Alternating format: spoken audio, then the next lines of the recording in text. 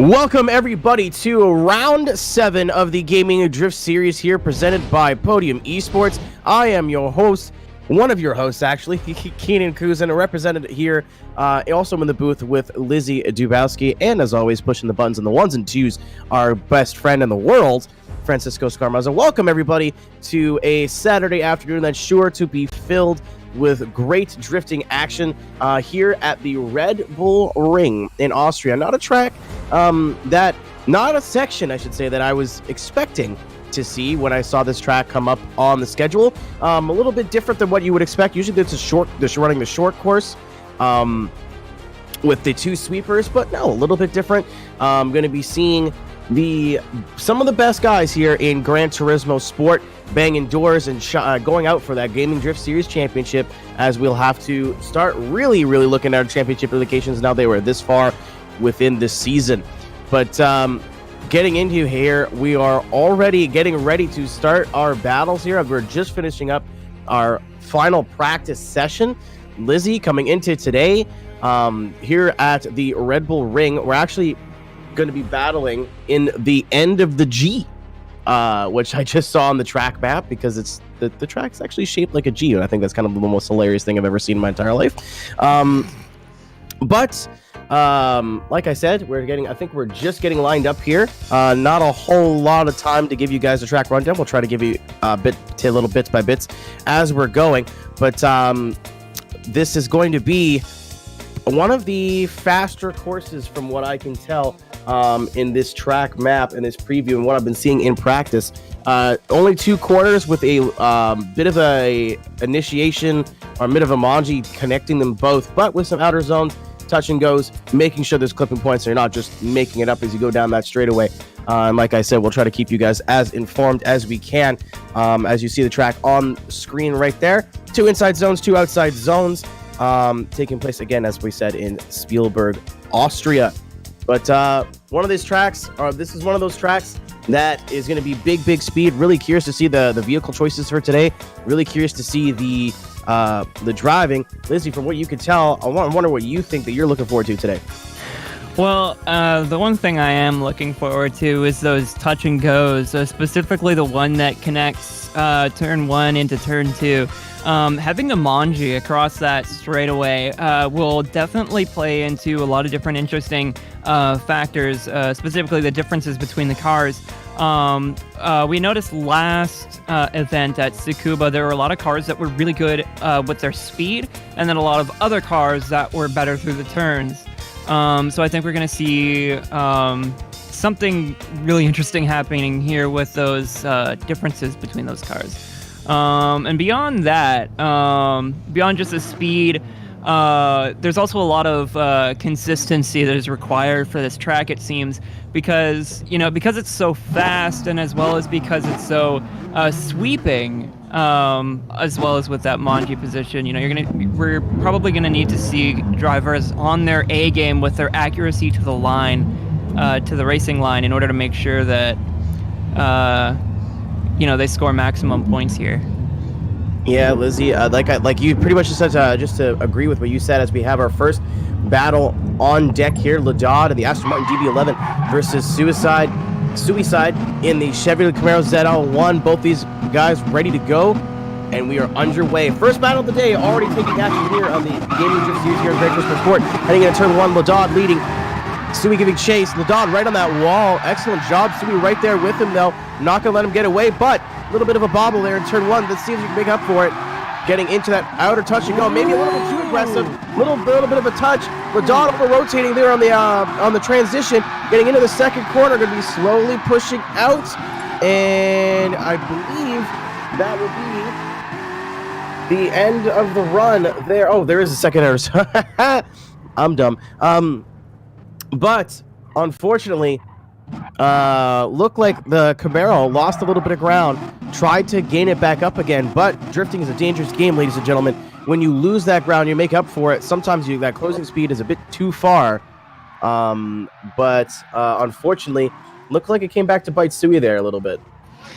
Yeah, you see him over-angle just a little bit, pull a little extra angle, maybe to stay off the door Ladad, but unfortunately, when you pull more angle, that usually means your line through the corner is going to be tighter. And we saw him drop a tire and eventually end up running into Ladad anyways, which might have even caused Ladad to go off track. So depending on how the judges see that contact, we might see Sui at a disadvantage here. Sui going to be leading now, changing positions. Ladad, one of these guys that needs a really, really, really good day. I do believe Ladad is in 6th. He is absolutely in 6th in the championship. I think, unfortunately, not showing up or not getting the results from round 6 that he would have needed. Again, his closest competition, Mr. Overload, was 615 points, representing Team 666. Ladad representing Team Liberty with 540. Really needs a good day to get back in this top 5 championship hunt.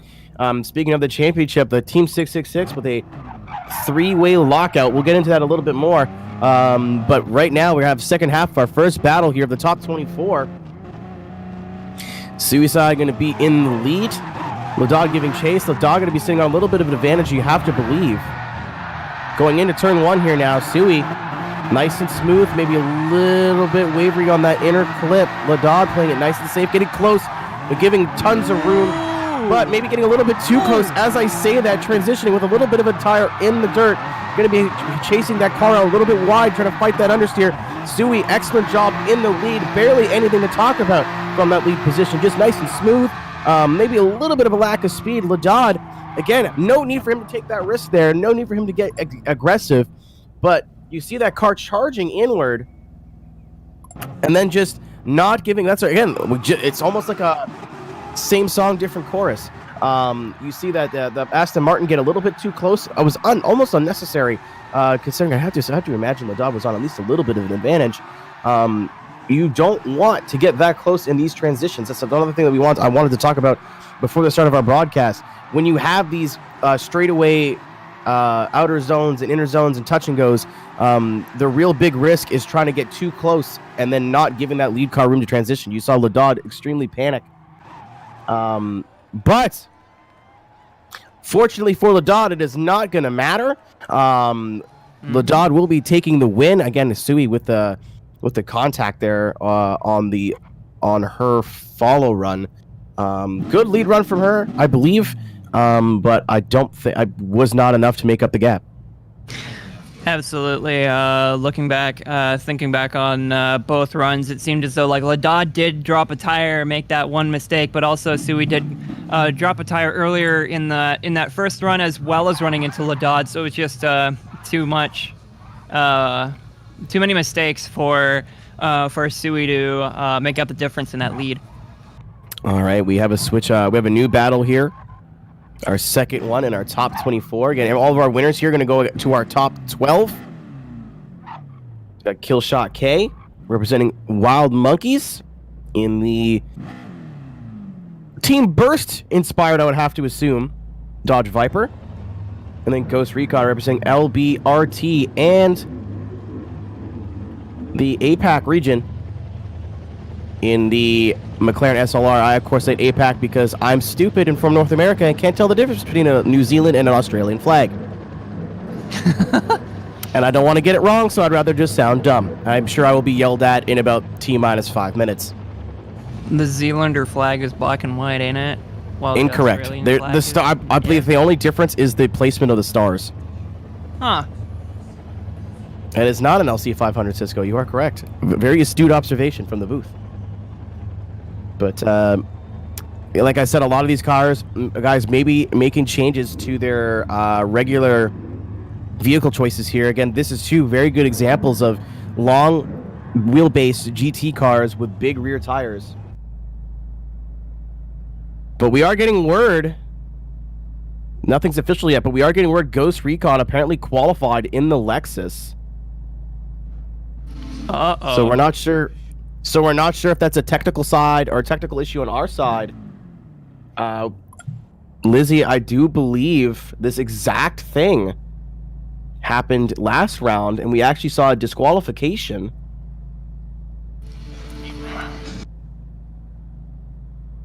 So we're just going to let this play out from the... We'll take a look. We'll let this play on the technical side. Speaking of the points, like I said, staff is just going to double check. Not something you want to DQ somebody on a whim, so they're just making sure. I'm sure they just saw it on the stream and want to double check. So, then look at our points. Our points leader, Madden Van Venom. Again, Team 666 has the first 3 slots here in our points. Madden Van Venom, MVP qualifying a uncharacteristically low 17th today, our points leader. Not that means too much to him, because he does, I think, thrive a lot more when it comes to head-to-head competition. Opio is still in that range with only 38 points back, but then after that, the gap really does get opened up with Ankar being at 737 points, 165 points back. AAO Omani, I think that points place finishing for him for the first one, that first non-Team 666 driver. Once Omani started to come to events, he really started to show up. So missing that first event is really the only reason he's not present. And it turns out, ladies and gentlemen, that is the correct car. I think it was just an issue with the stream, an issue on our side, on our technical side, that maybe got staff asking questions and making sure. But not a problem, as long as this is why we double check these things. And then just to really quickly talk about it, back from Omani, Overload 5th is like a bunch of points back. So really, those top 5 are in their own little world. Speaking of own little world, we're back on track. We're back. The track is hot. Killshot K leading. Recon giving chase. Killshot, big entry from Killshot. Don't know if that's going to work out there. Actually proves me wrong almost immediately. Holding that angle, getting out to that first outer zone. Bit of it. Oh my goodness, the flick in the Viper. That Viper is hooked up, ladies and gentlemen. As I say that, big contact to the door from the SLR, chasing that Viper into the corner. Like I said, I think that might be a theme of the day. And then just checking out, Killshot K is here to play. Ladies and gentlemen, that was one of the most exciting runs that I've seen in a long time here on Gran Turismo Sport. Just the flick of the maneuverability, the way that car was handling and maneuvering, does not look like a Viper at all. It looks like a 2,000-pound Nissan S-Class, or S-Chassis, S-Chassis. That just looked so nimble and so light and so maneuverable. Look at the way that car flicks. Recon was just on the back foot the entire time, because even though that car is so maneuverable and moving the way it is, you can see it right near at the end, just getting on throttle, taking off. Absolutely. These Dodge Vipers, they're known for a lot of speed in these events. We saw in the last event at Tsukuba that Vipers often tended to catch back up to their competitors through the straights, while their opponents' cars would often run away through many of the turns. And, looking back at it now, it seems like the Viper in the right hands is a deadly weapon at a track like this, where there's such a long straight, long sweeping corners. The Dodge is absolutely at an advantage here. I guess we'll have to see if Ghost Recon can pull something off just absolutely astounding to make up the difference for the distance that Killshot came in up here. Killshot having, again, the great lead run, but it's not over yet. Got to put both runs together to be able to move on in this competition. Ghost Recon, we've seen do some cool things in the lead before as we get past the gentleman's agreement roll. Oh, as I say, that big entry, but a little bit wide, sliding off course. Going to need to watch that again, replay man. But I do believe the run is now dead. We're just trying to determine who is at fault. I'm not sure if Ghost Recon maybe just went a little bit too wide, or if he got hit by that Viper, because that was big angle and a big slowdown, which you're allowed to do. It is a decel zone.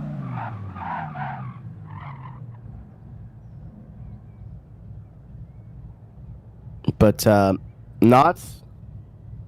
not sure. I tried to look behind and see what was going on there as we watched the replay. Oh, yeah, no, I can't. I don't know what you're seeing here, Lizzie, but it looked like he just maybe entered a little bit too late. I saw the one rear tire over that white line before the Viper 8 got anywhere near him. Yeah, it seemed like the Viper just, like Killshot K just did not turn that car in when it should have been. And, Ghost was already sideways by the time Killshot made their opinion up, or made their mind up and decided to kick or maybe it just got unsettled on the curb. I might be wrong there. Maybe it just got unsettled and just couldn't, Killshot just couldn't get it turned. But, as we saw, maybe that contact running the Mercedes McLaren, the SLR, off the track under Ghost Recon's control. So we're going to have to see how the judges think of this, but I think this might be Killshot K getting eliminated.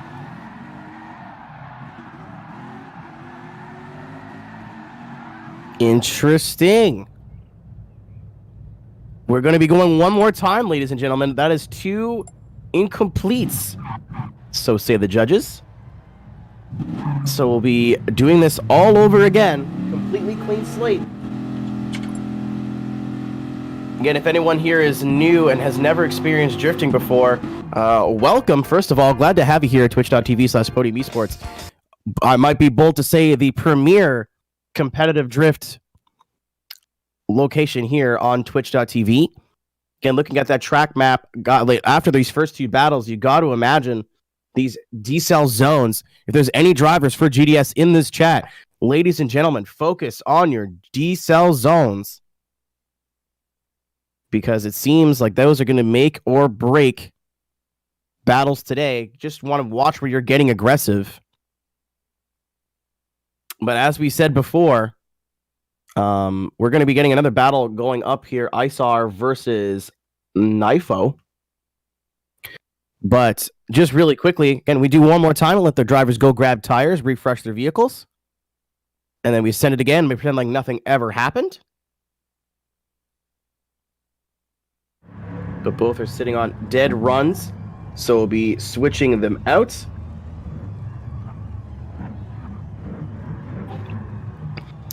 In the meantime, we'll be seeing Isar having a great showing at Tsukuba. Knifo as well. Both these guys teammates. Not the way they want to start off their round 7, but unfortunately that's the way the cookie crumbles. As we get ready to send them here. Isar is going to be in the lead in the Lexus. Giving chase is the Camaro of Knifo. Isar on the wall. Going to be sliding in on that inner zone. Really on the door is Knifo. Knifo right there with him. A little bit of contact. No harm, no foul there. It's going to... as I say that, ladies and gentlemen, again, I don't know how many times we can say this in the first 3 battles. Proximity is not always king, especially at this speed track where you do not have a lot of time to react. Slower speeds, you can get those close, really aggressive tandems, but you really need to read your driver in front of you. Unfortunately, what I think happened there is Knifo just got a little bit too close. He's going right, by the way.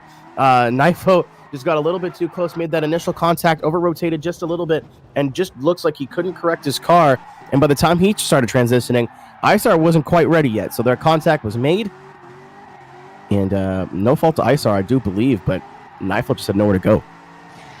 And, I have a little bit of experience drifting, and I know how hard it is to really transition in such close proximity. But, you do have to give up that space, or else, as a driver behind, if you're not giving your opponent enough space to transition without impediment, then, that's kind of on you. So...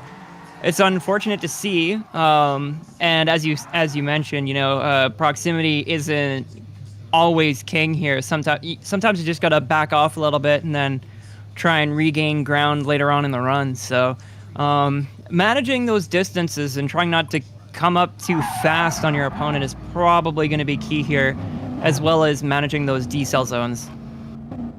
Switching up positions, Knifo gonna have to really show us what he's made of. In the lead here, Isar giving chase. Knifo, maybe a little bit of a regret on the transition there. He's going to be sliding wide, door wide open for Isar for the overtake, and it's done!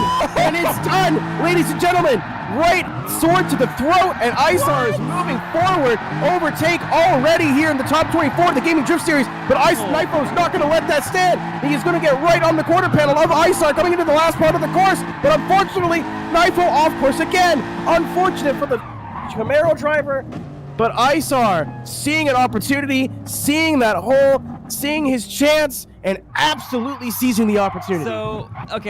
So here's my thing, though. That was, first of all, extremely sick. Second of all, the curves. We saw, I believe it was Nifo, with a wheel on those curves. That could be off the line, off the line pass, maybe. Oh, wow. Doesn't look like it's going to be. Yeah. I had the same thought as well, Lizzie. With one tire on the curb, I wasn't sure if they were going to deem that as a forced overtake. Again, ladies and gentlemen, I don't know who here, as we are broadcasting on Podium Esports, a lot of you guys might be new to the sport of competitive drifting. If so, welcome. Again, congratulations to Isar on that win. Moving on top 24, we are moving back to our Killshot K and Ghost Recon battle. But you can overtake in drifting. It's not necessarily about who gets across the line first. You can overtake in drifting, but you have to be on the proper line and not sacrifice your line to make that overtake work. That's why we don't see it very rarely. We don't see cars go wide or go off course, and you don't see those passes happen very cleanly. That was an exception to the rule. I wasn't sure if we saw Isar with a tire on or beyond that curb, but looking like the judges thought it was all right because they're very quickly getting that win. Killshot K going to be leading here. Ghost Recon giving chase. This is the first one more time with these guys. Killshot K again getting into that wall. A little bit of a wavery entry from the follow car here in the McLaren SLR. But watch this Viper transition here, ladies and gentlemen, folks, for Gran Turismo Sport. That is a buttery, smooth, and quick transition. But the LS SLR right on the bumper of that Viper, getting a little bit of contact, maybe pushing them both a little bit wide. Definitely not unrecoverable, though. But we're going to really see the speed of that Viper. It doesn't help that the line was a little bit cleaner from Killshot. Unfortunately for Ghost Recon, I think, unfortunately, going to be on the back foot again, moving into the second round or the second run of this one more time battle. Killshot really, really showing up here in Austria. And another thing too is looking back at that replay. I wonder if the judges are going to classify that as a straighten on Ghost Recon. It was almost like, if it's not a straighten, that's like a 3 or 4 degree slide going through a turn 1. That is a very, very shallow angle. So if that's not a zeroed out run, then I think Ghost Recon has a big deficit to make up here in the next run. Killshot K, everyone's going to, again, one of the unique areas we have, drivers, if you are in this chat, use this as an opportunity to learn here. We've seen it 2 or 3 times in a row in battles where people get a little bit too aggressive going into that second inner zone. Again, slow down zones are a great way to make up time, make up proximity on the track, but that's the risk you play, is maybe making a little bit of contact. I think that straighten just came from Ghost Recon going, and trying to scrub some speed. Really hard to do that in this game. Gran Turismo is not very forgiving when it comes to adjusting your line mid-drift or adjusting your speed. So you're really, this game is really, really about commitment. As we say, Recon going to be in the lead. That Viper giving chase, way better entry from Recon this time on his lead run, but that Viper is going to be right in tow. Going to see what happens here in transition. Giving some room is the Viper. Big flick from Ghost Recon, though. If he's going out, he's not going out without a fight. Again, contact. Going into that inner zone. Contact again. Pushing the current wide. Viper thinking better of it. That is going to be, I do not want to be a judge, ladies and gentlemen. That was a mess. Wow. So here's the thing. We saw in the last matchup a pass that was done legally. Killshot K had the right idea in mind. If Killshot would have passed there, it would have been a complete 0 because you bumped Ghost Recon out of the way. You can't pass in that fashion, otherwise you force the driver out of the way. That's on you. But what we're gonna have to look at here is just like, we see Ghost Recon like just straighten out, and what I want to know is how much of that is because of that contact and just the car seeming to tighten up and just not behave properly, or is that on Ghost Recon? That's a really tough call to make as a judge. What you have to look to is context for both these guys.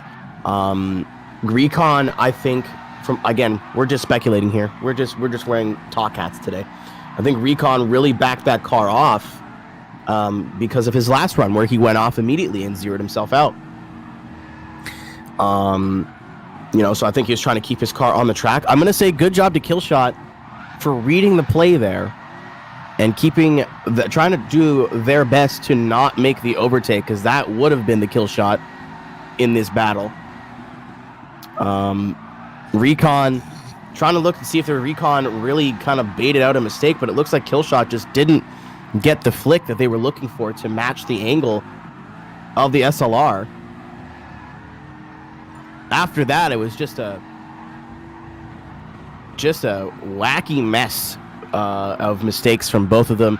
Like I said, Recon, maybe the angle pushed him out a little bit, and the Viper, again, really heads-up driving from the Viper to not go for the overtake. Looked like Killshot K was thinking about it and then just thought better of it. Killshot K in our live stream chat saying, I am most likely out.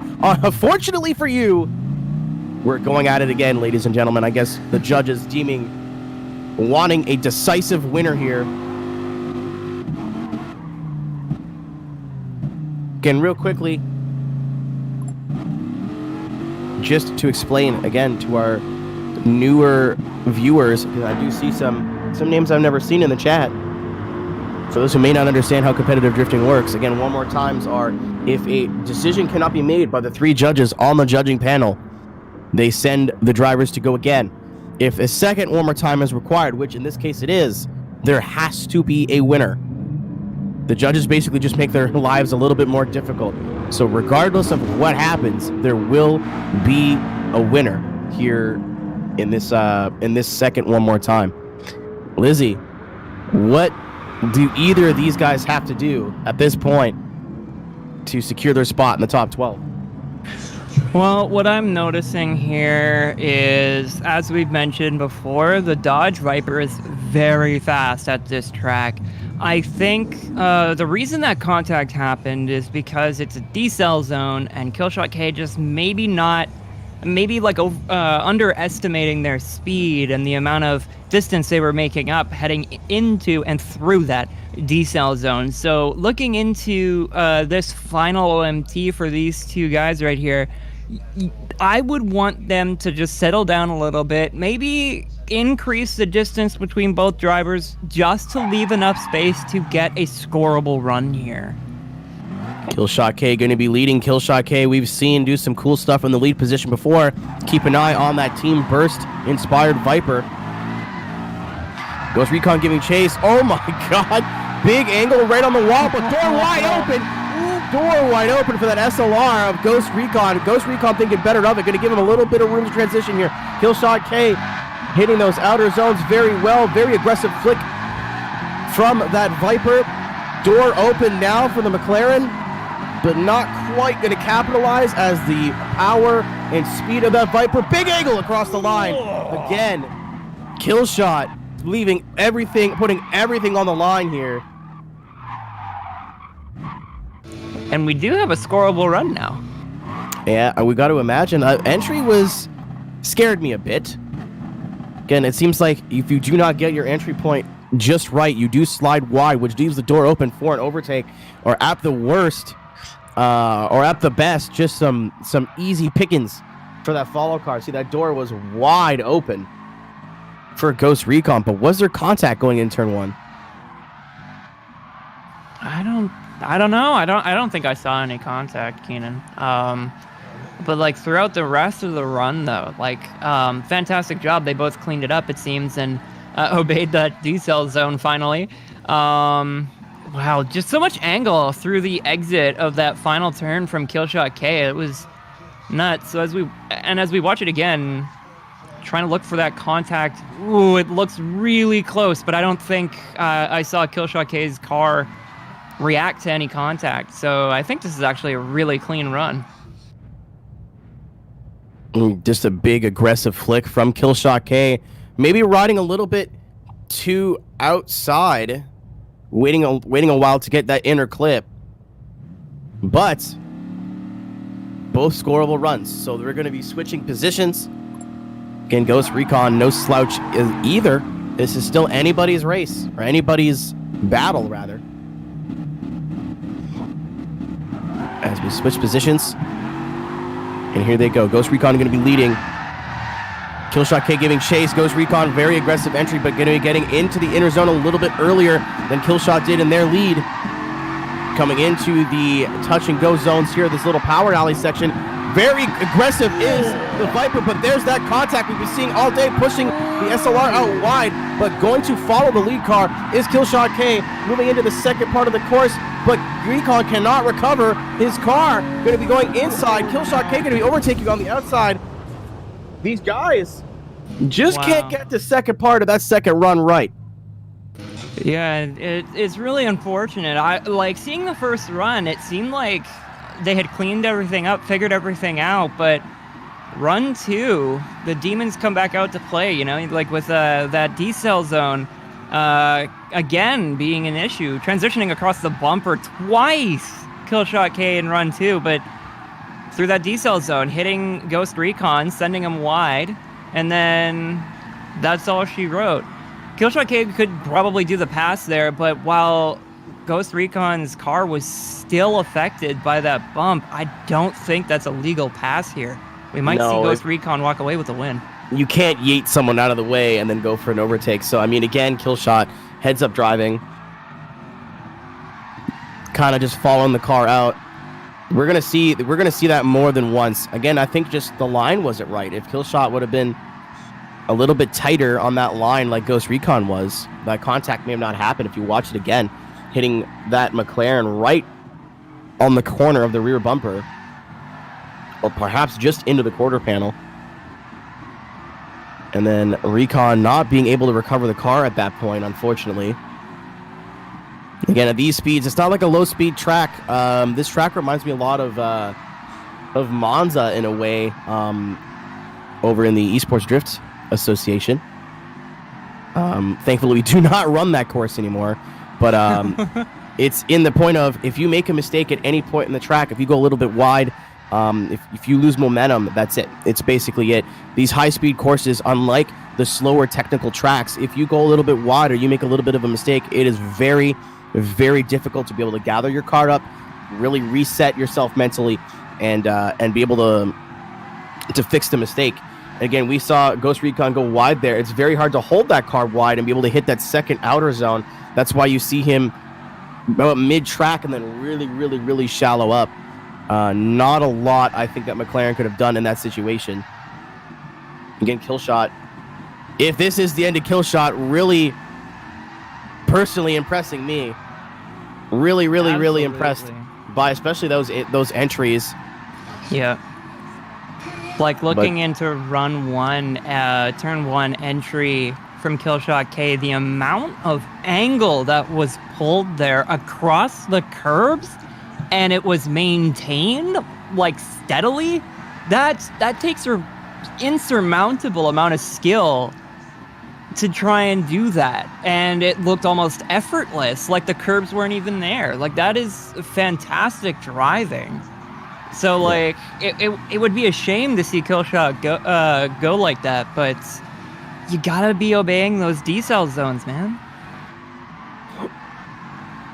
Just unfortunate. Again, not a way you want to see anyone go. This is a more difficult battle to judge here. Both these guys pretty even in qualifications as well. Killshot going to be qualifying 11th. Ghost Recon 14th. One of our closer battles in terms of qualifying position so far. Again, if you are one of the winners from this top 24 competition, you move on to the top 12, which is our quarterfinals bracket. Not even our quarterfinals. It's our second round. You win those top 12s, move on to the top 6, which is our quarterfinals. I'm going to stop using quarterfinals because apparently I don't know when they are. Win those top 6. Yeah. Listen, somebody was awake cleaning until 6:30 this morning. somebody don't know how them numbers is working. But win that top 6, get yourself into the top 3. And the second and third place driver in the top 3 will battle out for the privilege of battling for the win. Loser getting third place. A little bit of a unique format here in the Gaming Drift Series on Gran Turismo Sport, presented by Podium Esports. Okay, if you are interested, there is both the Gaming Drift Series and EDC, which is a affiliate series of GDS, a way for people to get some experience with competitive drift in Gran Turismo Sport. And if you're enjoying what you're seeing, please click that follow button.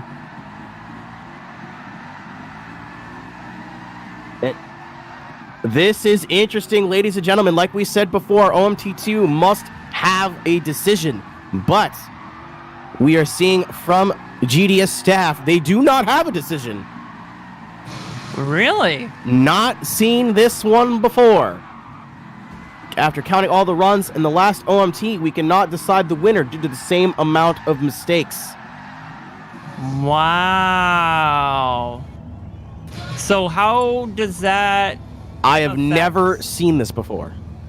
So does that mean the competitor in the next bracket, they get a bye, like a competition bye? Is that how that works? They haven't said anything yet. I'm not sure how they're this is one of those things where there may not have been a rule about it before, but I guarantee you after today there's going to be a rule about it now. That is so interesting. So wow. I'm not sure if they're both going to get knocked out. I'm not sure if they're just going to send one more time again. I'm not sure if they're going to do it based on who qualified higher. They're probably still deliberating. Like I said, these things happen in motorsport, not just drifting, but in motorsport in general, where there may not have been a rule about it today, but there will be a rule about it going forward. And another call from our GDS staff of Nick Zabotin. Therefore, we decide to call another OMT. Wow, that is really interesting. Super unique situation. Have not seen this before. Whether it be in sim drifting or competitive drifting, I've not seen a second OMT unable to be decided. Very unique situation here. This is incredible, and this is going to affect the rule book moving forward as well, because, you know, the rules do state that it's just 2 OMTs, but it's never been so close that the judges literally just cannot decide who wins or loses. So this is again, it's a really interesting situation, but hopefully these two drivers kind of clean up their lines and try and get some more scoreable runs, I guess. Mind you, the last 2 were scoreable. It's just less mistakes. I think it came to... we'll talk about that here in a little bit, because we do have our third one more time. Killshot K versus Ghost Recon. This is inexcusable now. These guys have had 2 runs to go up against each other. They should know what they're working with. Killshot K grabbing a little bit of that inner curb. Going to be extending that gap. Recon taking no chances, but that door is going to come open now. McLaren has to get on the gas, close some of this gap, but it doesn't look like he can quite manage it. There's still about 2 or 3 car lengths in between them, when we know that Viper is going to pull away at the end of the run, and sure does. 2 things here before we move on into the... Well, before we look at the replay. 1, did that almost a tire drop onto the curb of the Viper. Was that the responsible for that gap opening the way it did? Because we've seen in other series before that leads to issues, because it looks like the McLaren was right where he needed to be. The Viper was 1 tire off on that inner curb, and that's when that gap opened. Second, Recon, I think, really trying to tame his driving down a little bit, maybe not get super aggressive and hope for a mistake from Killshot K. Because like I said, as the run was starting, both these guys now have three battles with each other. There is almost no excuse for mistakes at this point. Absolutely. You know, like this is definitely a very cautious effort from Ghost Recon here in the SLR McLaren. The tire drop on those curves from Killshot K, that might be affecting how this goes here. But as you mentioned, you know, the Killshot getting that lead there, but also Ghost Recon maybe going a little bit wide. Probably could have been a little bit closer to the inside, closer to those curves. That'll be something the judges have to look at. So another thing they'll have to look at is the second half. Aggressive entry from Killshot, but gonna get right in. That's gotta seal the deal there. Killshot again, getting a little bit too aggressive on the follow. Getting into the McLaren. And I mean, you saw it right from the behavior of that vehicle. That guy just getting sent into space. Jerry, he's dead. He killed him. Guilty. But Killshot, again, one of the more entertaining lead runs we've seen from today. But not quite being able to piece together a follow, unfortunately, will be the end of Killshot K here in the Gaming Drift Series Round 7 at the Red Bull Ring. We'll be seeing Ghost Recon in the McLaren Mercedes SLR moving on into top 12 competition. Well, it's like I said, you know, the differences between these cars, whether they're built more for straight line speed or speed throughout the turns, it's gonna come out here where you have long sweeping turns and also a very long straight where you can really hammer the power down, especially through the final turn on that outer zone. And it's really unfortunate that these two drivers just, you know, couldn't quite clean it up perfectly to make the judges really work for the decision on making a winner.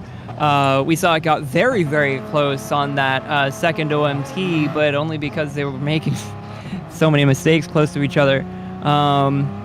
And, you know, it's really unfortunate to see this kind of thing go down, but, you know, a winner has to be decided, and, you know, best driver moves on, so.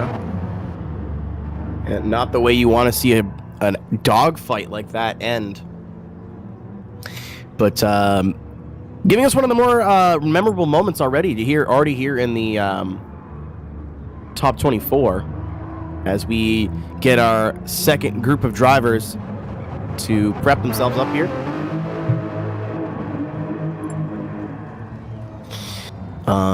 Just getting everyone around on the track. There wasn't any cars on the track. I guess everyone was too invested in that battle. We're just waiting for some people to pull up here. A car already on the line in that, not Chelsea Denofa, but absolutely Chelsea Denofa. Aston Martin DB11. Didn't know RTR made parts for Aston Martin. That's news to me. I'm just joking. But yeah, Killshot just some of the most fun I've had watching drifting in Gran Turismo when Killshot was leading, but unfortunately, two different strategies, I think, too. Lizzie, you touched on the cars and the builds and how the cars drove, but you could see, especially in that third one more time, you could see two completely different mindsets.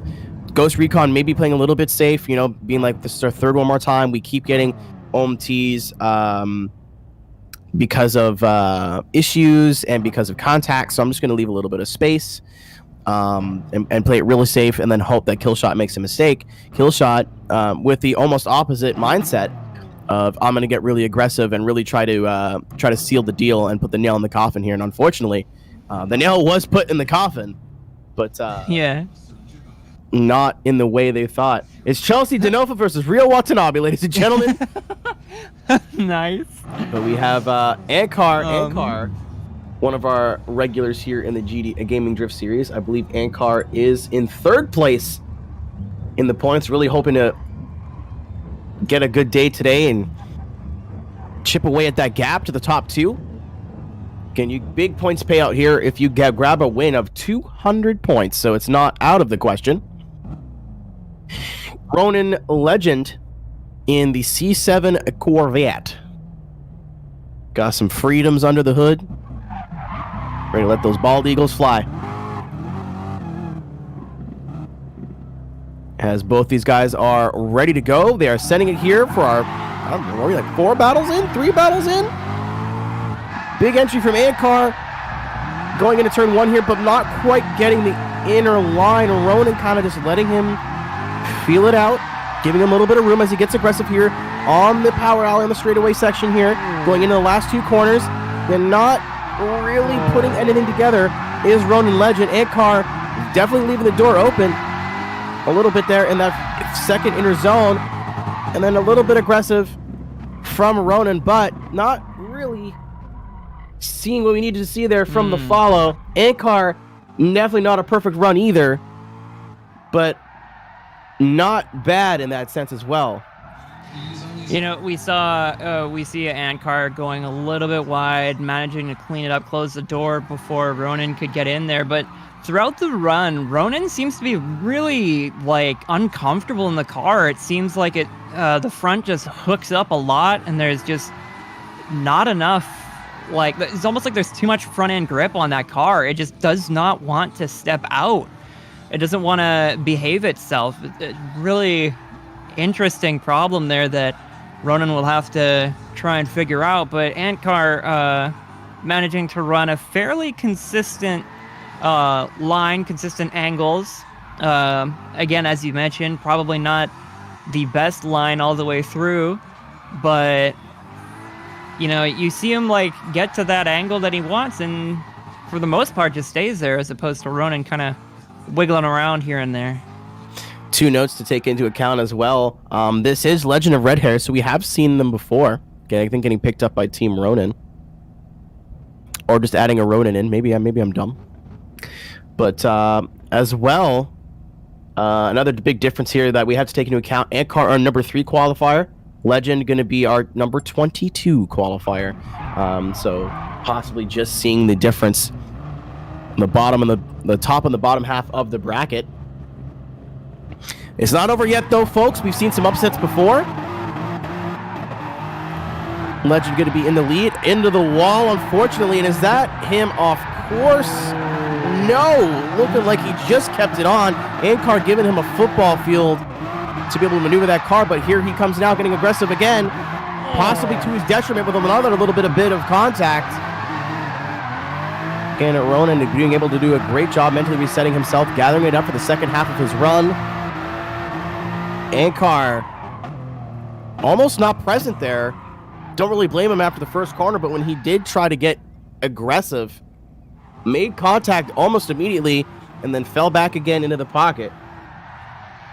Again, for those folks at home that might think this one's all over, there is such a thing as a not present or not complete or inactive chase, but we're not going to be seeing that today. Ankar going to be getting the win. Again, Ronan, I think, or I keep calling him Ronan. That's not like it's not like it's his team. Really. Legend, yeah. Legend, unfortunately, I think grabbing a little bit too much of that outside wall on that entry, and just sending him.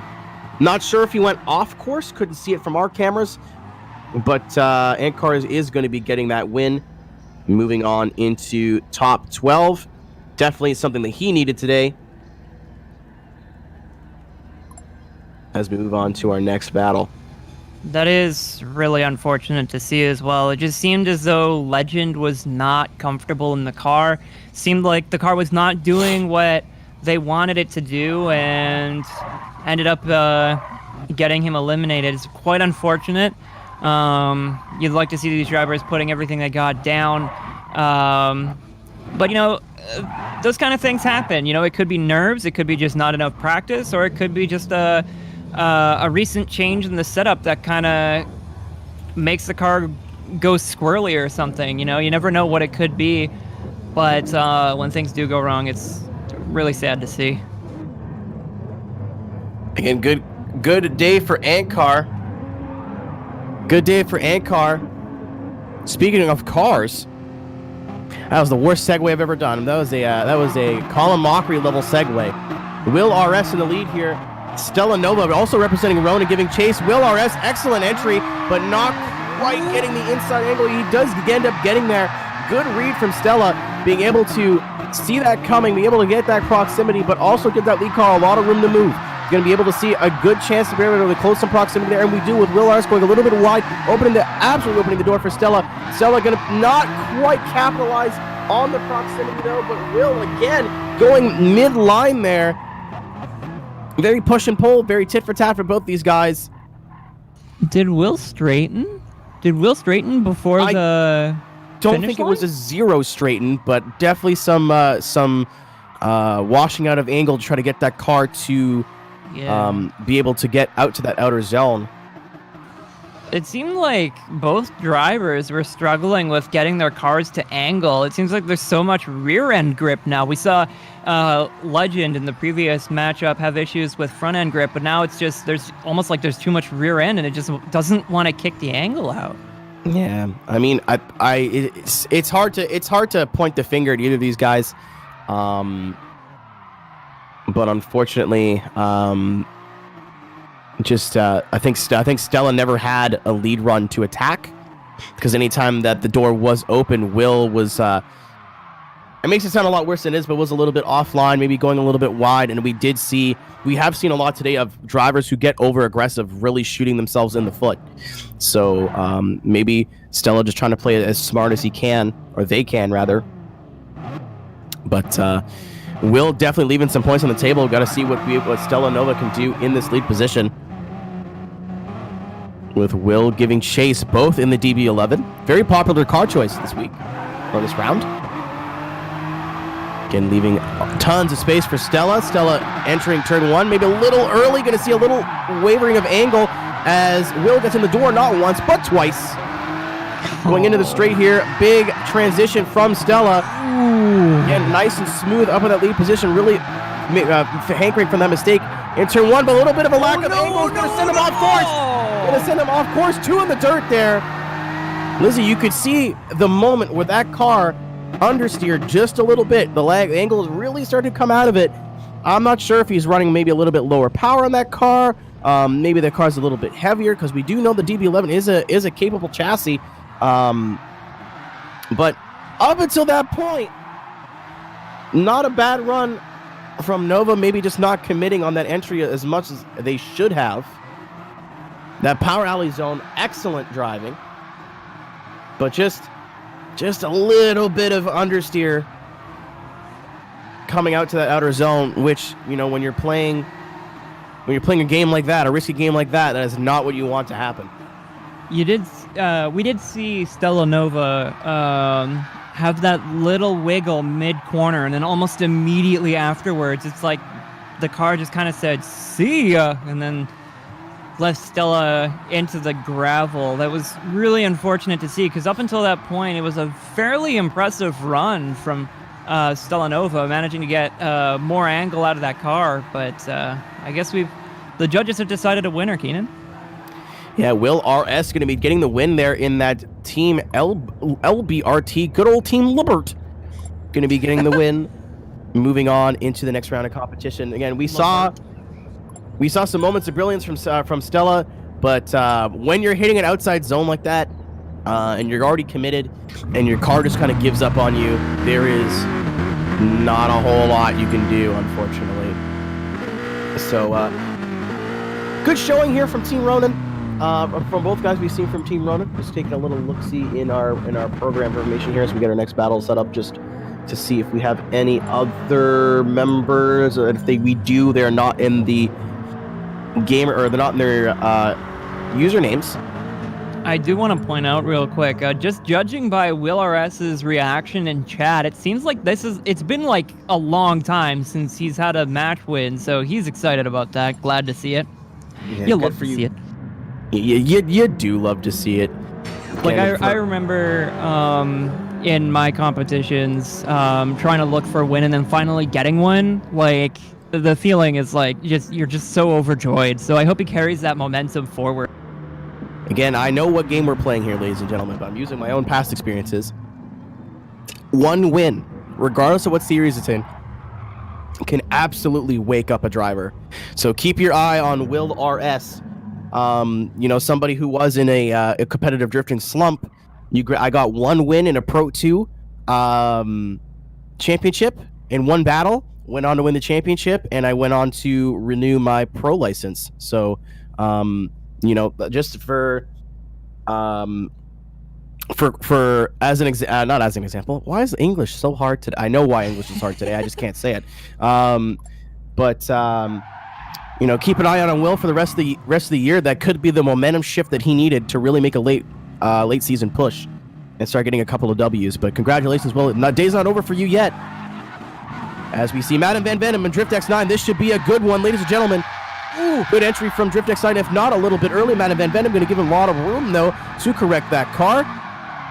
Again, your points leader here going to get on the door of that Lexus. The best transition we've seen all day. Ladies and gentlemen, if you wanted a blueprint on how to pull off that straightaway zone, that was it there. But Madden Van Venom needing to get a little bit of more proximity as Drift X9. Oh, no! Drift X9 straightens out. Absolute grip up, complete grip up there from Drift X9. MVV, not sure what happened on either of their ends. They're really going to need to see that again because that was a great run up until that point. Again, Madden Van Venom is your points leader and not by a long way, but Drift X9 having an excellent showing at Tsukuba last round in round 6. And watching it back, that was the best transition we've seen all day. Right across the bumper. But just not getting the angle was MVV, and then as soon as he made his attack, Drift X9 went for his transition, and the car just didn't go. Wow. Yeah, the judges will have to look closely at that one, judge whether it's a complete straighten or just a bobble. And also you see there as well, heading into the entry of turn 1, bopping the wall. I think I can see bopping that rear end into the wall.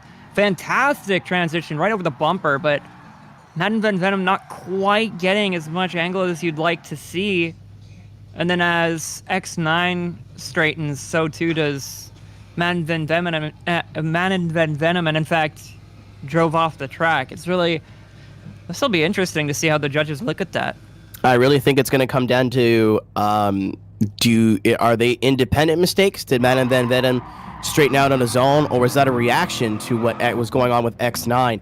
And if it was independent mistakes, that is the only thing that's going to play in Madden Van Venom's favor, is that there were 2 zeros. Drift X9 with that signature right turn signal on. I don't know why these guys keep doing this to me. Madden Van Venom in the lead, and that McLaren SLR.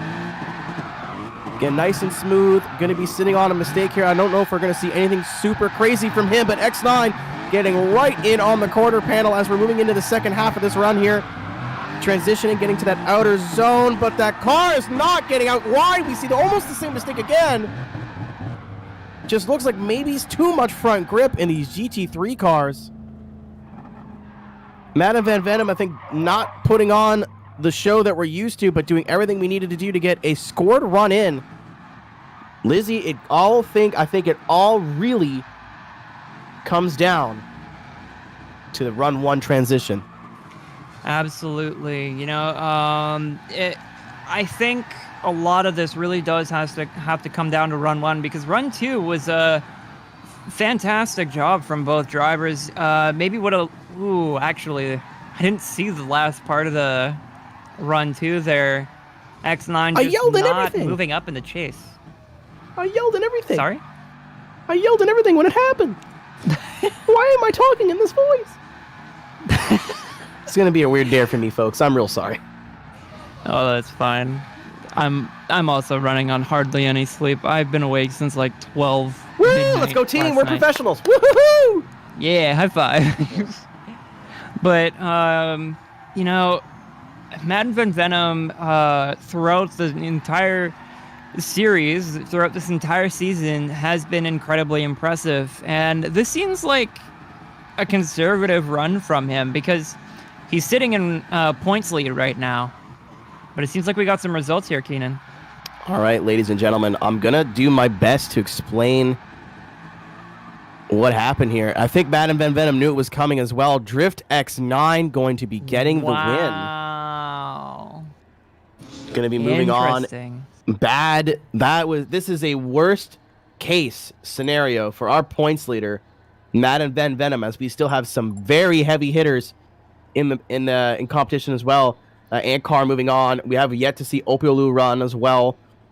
This was not an ideal scenario for Madden Van Venom, but I believe they probably deemed that first run as two independent incompletes. Well, I'm not too sure because I don't think Venom did really much wrong through run 2. What I think happened is that bobble or that little straighten that X9 had might have been just considered a little bobble. Like it might have been not have been considered a straighten, and we saw Madden Van Venom drive straight off the track. So that might be what the deciding factor was here, as we see in the replay. This is a run 2 replay, but in run 1, throughout the final complex, we saw Madden Van Venom in the chase kind of just drive off track. I think the key moment to look here for is X9 and whether he straightens or not. I just reached out to staff just to see if we can, because I see some people in chat that might be a little confused. I have my own suspicions, but I'd rather it come from the horse's mouth, if y'all know what I mean. Yeah. But gotta see these as two independent mistakes here, I think, in run 1. Drift X9 maybe a little bit of a straighten, but Madden completely off course. But we are going to get some clarification. Again, we try our best here just to make sure that everyone... Drifting is a judge sport, and we do have different layers of our different levels of people who may be experienced with that judging and that judging system, and then every series in itself has a different judging system. So we want to do our best as broadcasters to make sure that you guys know what's going on. Again, I really do think it comes down to that run 1.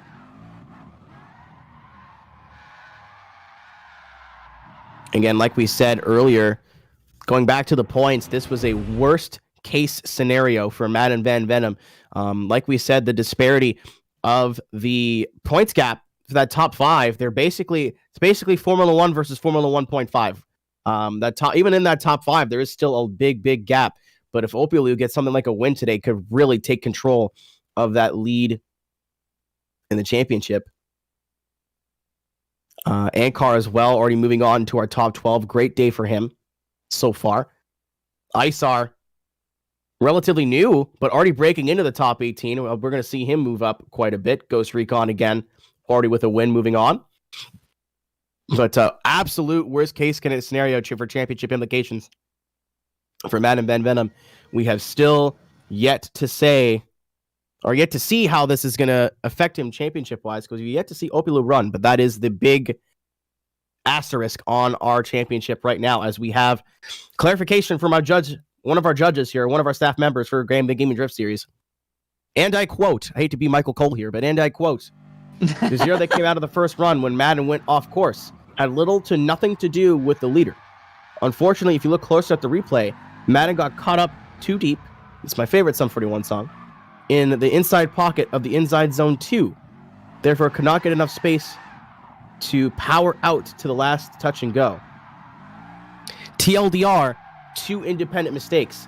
And Lizzie, I have to imagine as a judge, a little bit of a slow transition, a little bit of a wiggle is not as bad as completely going off course, unfortunately.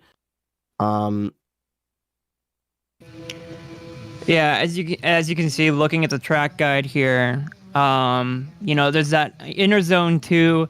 You want to be on the inside of the curb, and then that touch and go 2 on the outsides towards the curb. It's just a touch and go, but it seemed as though, the judge had determined that they were 2 separate mistakes, and one mistake was a lot bigger than the other. So it's really unfortunate to see, because Madden Van Venom has been has done fantastic throughout this entire season. We've seen him, win competition after competition or finish very solidly within the top 5 or top 3. And it's just really unfortunate to see him knocked out of the first round right here just by driving off the track. But, like Nick Zabotin said, respect to Madden. He tried what he could, but just making such a big mistake is going to have some championship points implications here. Just the 2 things, just to touch on what you said, just on his consistency. Madden Van Venom won our first round and then never scored any less than 100 points up until round 6 where he got an 80. So unfortunately, this is going to be his worst round of the season. Ladies and gentlemen, we were trying to get a hold of him to get into this battle. So you have to imagine maybe he wasn't warmed up. Maybe he wasn't quite prepared. I did see some talk in the in-game chat of him, maybe not having his heart in it this round. And unfortunately, that does show on course. You hate to see it. It's unfortunate. Ankar said he was sleeping, so I don't know if he was actually sleeping. But yeah, even qualifying not as high as we expected. We touched on that in our brief pre-show that 17. Not that's a bad place to be for a points leader. You expect him to be a little bit higher than that. But he was doing what he did the same thing we did. He stayed up too late. He had a screwed sleep schedule. Did we all go to the same party last night? Was everybody at my house yesterday? I guess so. Who was the one stealing my beers? I was the one who stole your beer. I was the one. Madden, was it you? It was me, Austin. It was me all along. Was it you, John Madden? Was it your family quarterback bought it? on the football? I wanted to make a John Madden joke all year. I'm really happy I finally did it. We were both making 2 completely different references. I appreciate your reference though, because thank you, especially for what I think why that reference is in your head. I have an idea. But yes, Cisco. Supra? Oh my God, is a Supra in the back? Dude, is this a Supra?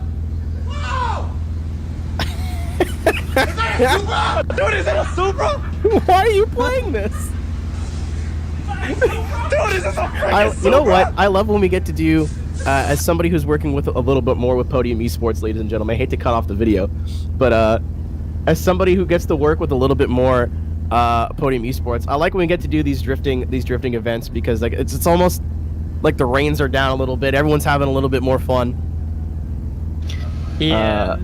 Well, I mean, to answer your question, Cisco, that's an Aston Martin. I know they look very similar. maybe when you grow up you'll learn the difference, but so I'm just kidding. Please don't.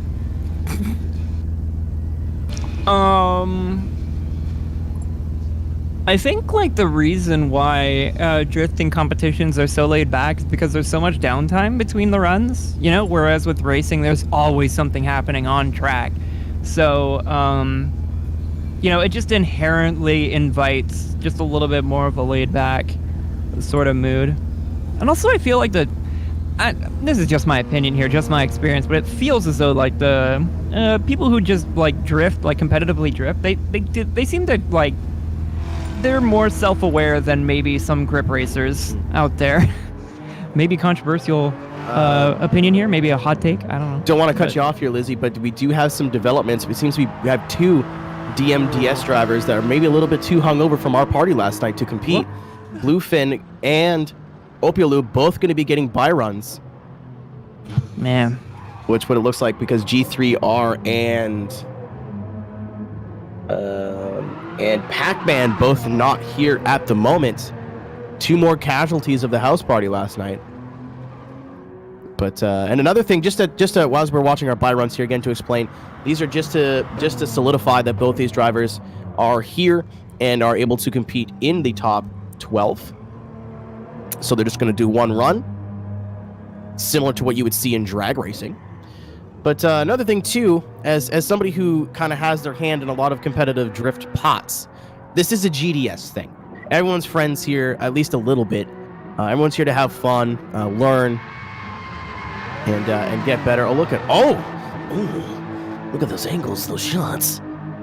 So good, such a filmmaker. Wow. Oh, that angle. Really good cameras here, actually, on this track. Hope he can't zero, though. If he zeros, he's out. Showing off why he is number 2 in the points. Again, this is a worst-case scenario for John Madden. Madden Van Vetem. He really did not want to see this.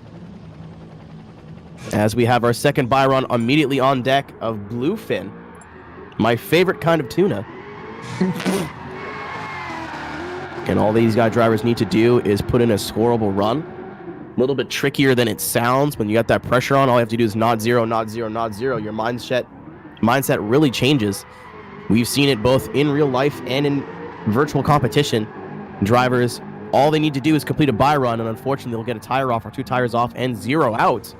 But we will not be seeing that today. Oh. Maybe not the best outer zone we saw there from the Camaro. Doesn't matter.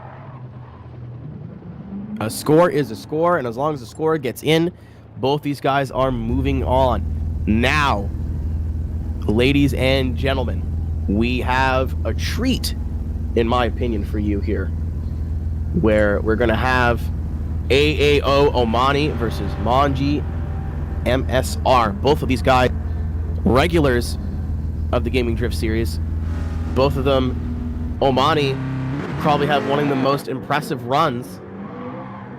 Again, not showing up first round, not doing so well the second round, but from second round forward, cutting checks and taking names, absolutely making a name for himself in the second half of the season. All of AAO in general really just showing up in the second half of the season. But this should be an exciting battle. MSR is our 14th place finisher, or 14th place in the points right now. Right down there in the mid to low teens is where the points are very competitive. Only 10 points behind AAO SKZ. So a good day for MSR. Could be a very significant jump in the points with the way the point system works here in the Gaming Drift series.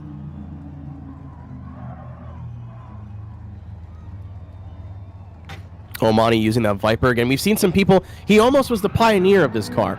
Not a lot. We saw some people using the Group 3 Viper, the Group 4 Viper.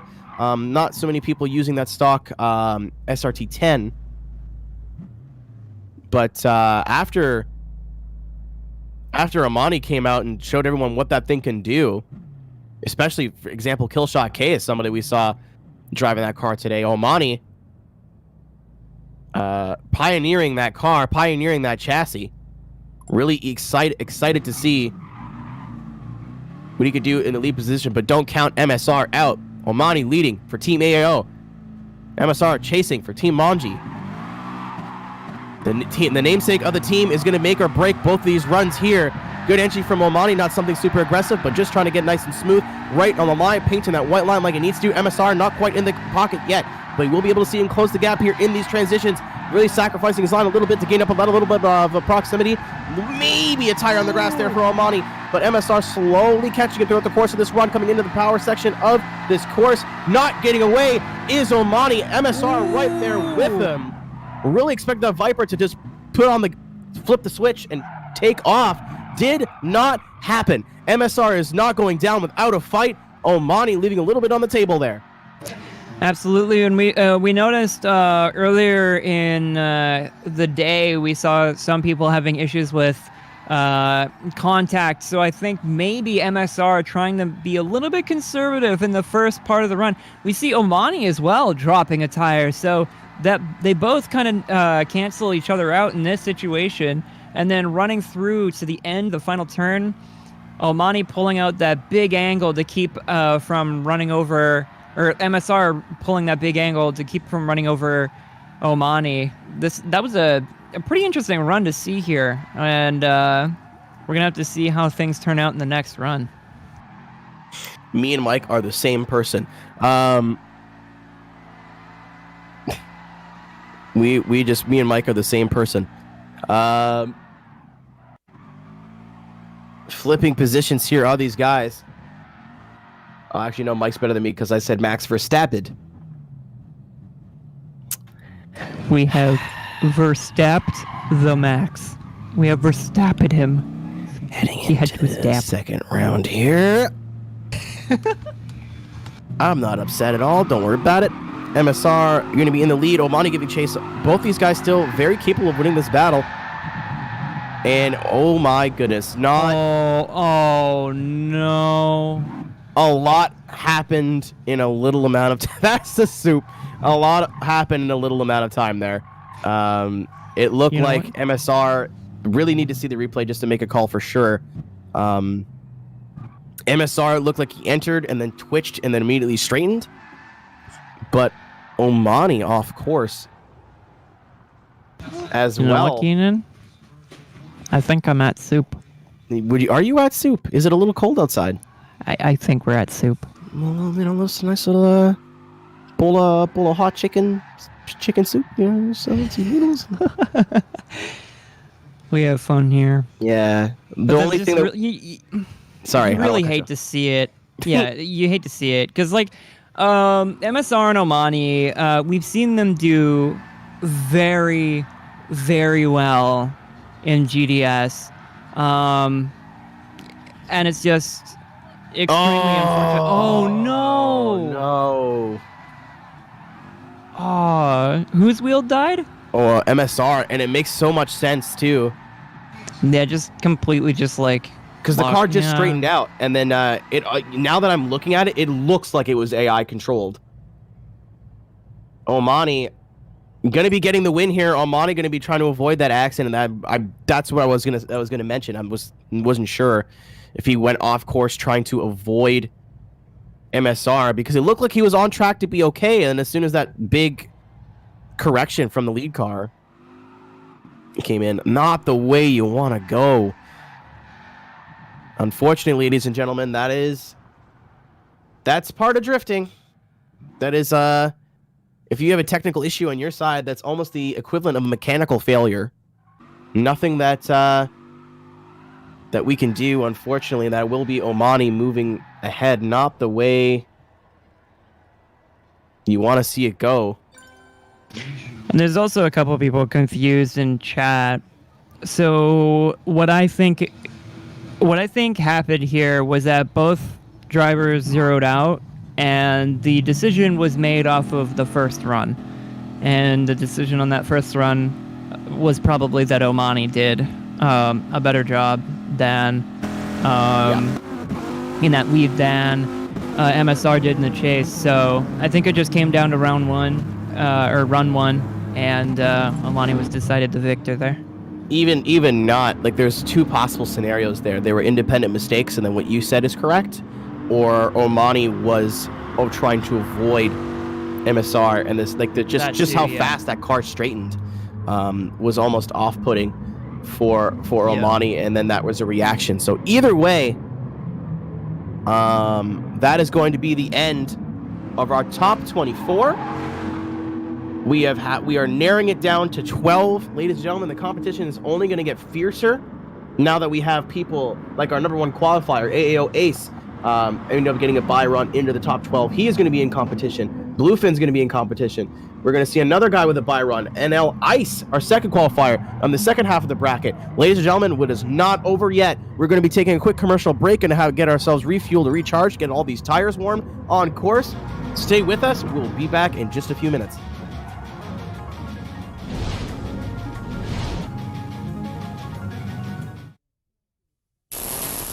You know why you're here, so where were you? I told you. You don't want to change your story? No, I took a TVR Supra. Ran the Nissan Skyline and a Toyota Supra. That's right. And you spun the TVR. Yes! There's no record of a missing TVR or a crash with a Skyline or a Supra that night. Do you want to change your story?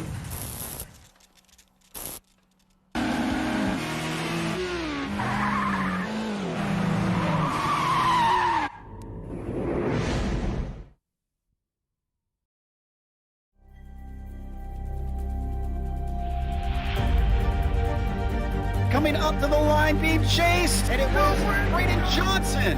Unbelievable finish. It was 1/1000th of a second between them. Green flag in the air. We are racing in the 2020 24 Hours of Daytona. They go door to door for the feature race lead here on the last lap of the race. Side by side for the race lead in the final corner at Homestead. Down the back straightaway, 3 wide again for the race lead. This is unbelievable stuff here tonight. Loba is going to have to be very deep on the brakes, and he is very deep on the brakes. It's side by side through the corner. This is for the win. It'll be side by side. Davies low, Ottinger high. To the very inside is Garrett low. 4 wide at the stripe.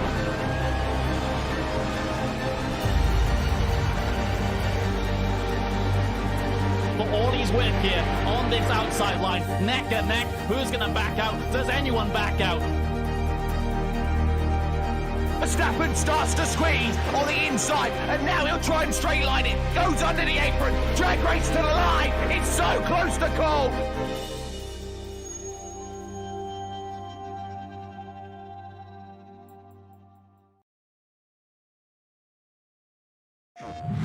We are the next generation of drivers, raised by rivalry and forged in flame. When our hearts pump, 1,000 horses scream. But we're tired of racing against ones and zeros. We want change. Because we don't need another game. We need sport. Rated E for everyone. PlayStation.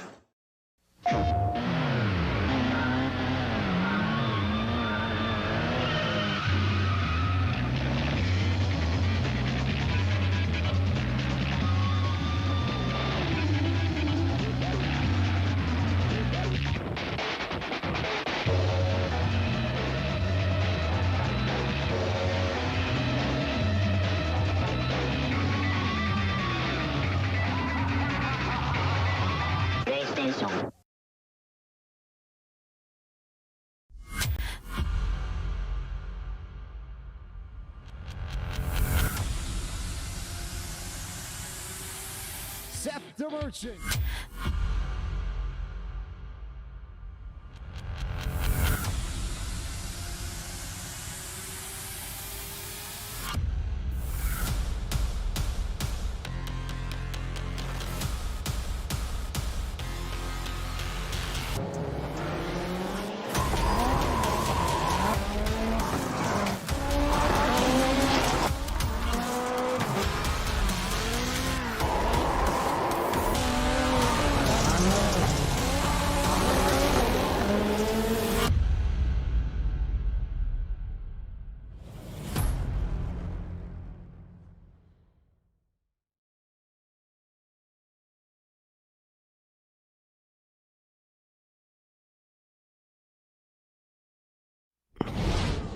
Welcome back, everybody, to the Gaming Drift Series Round 7 here at the Red Bull Ring in Austria.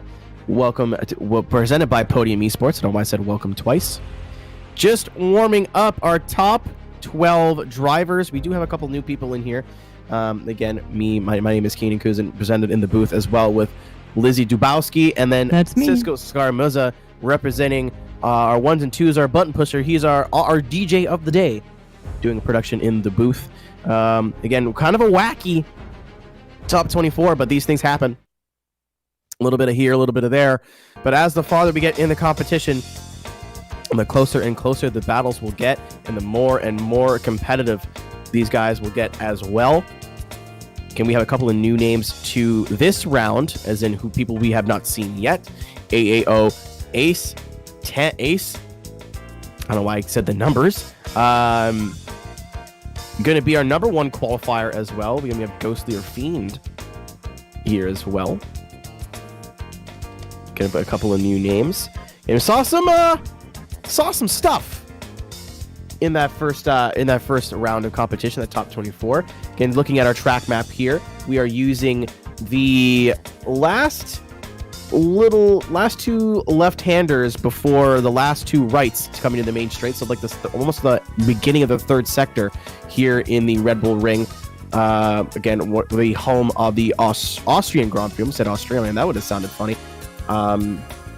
Yeah, last little end of sector 2 going into sector 3 here at this course. Small track, especially considering it's a Grand Prix track as well. But these guys making it work. Again, the more common drift section is on the short course, where you can see where it cuts off there. Grand Prix weekend, you can actually see, I guess they do demos and demos. I don't know why I couldn't come up with the other word for it, but showing off some drifting skill to the Grand Prix fans. But GDS opted to take another route, which we've seen almost all here. So even we went track like Tsukuba, doing some different sections in some places that we may have not seen be drifted before. Coming from what we've seen so far, the second half of this section is where runs are won or lost. Lizzie, we've seen so much aggressiveness in these chases, especially. But we got to imagine the farther we go in our competition here, as I think we're just about to get lined up with our first battle. These guys are going to have to clean it up as they go. Absolutely. We're seeing a lot of drivers. Earlier in this competition, we saw a lot of drivers seem to be disregarding the second decel zone and just kind of running into each other. We saw that get cleaned up later on throughout. But contact is still a bit of an issue, and the main reason is because there is so much of a difference between these cars, whether they are fast through the straights or through the turns.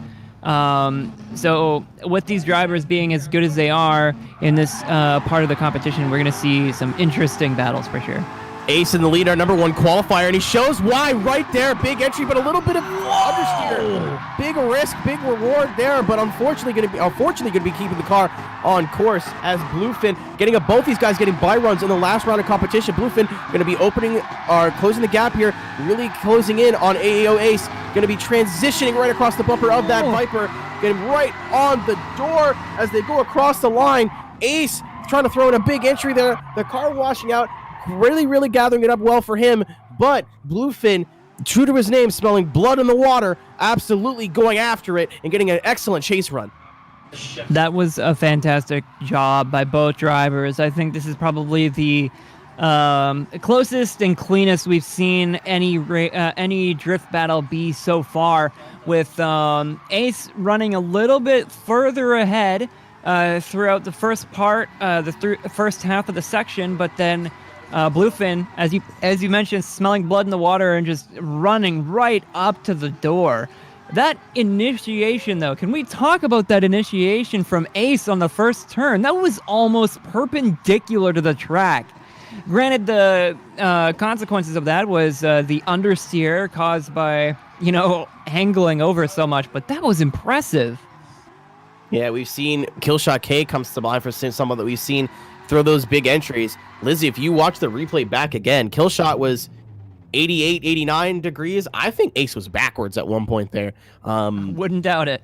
Yeah, unfortunately, not necessarily to his detriment because he didn't completely straighten, but there was a correction, which is going to affect him in the second half of this battle. Going to have to see how our number one qualifier does in the chase. Bluefin in the lead in that Camaro.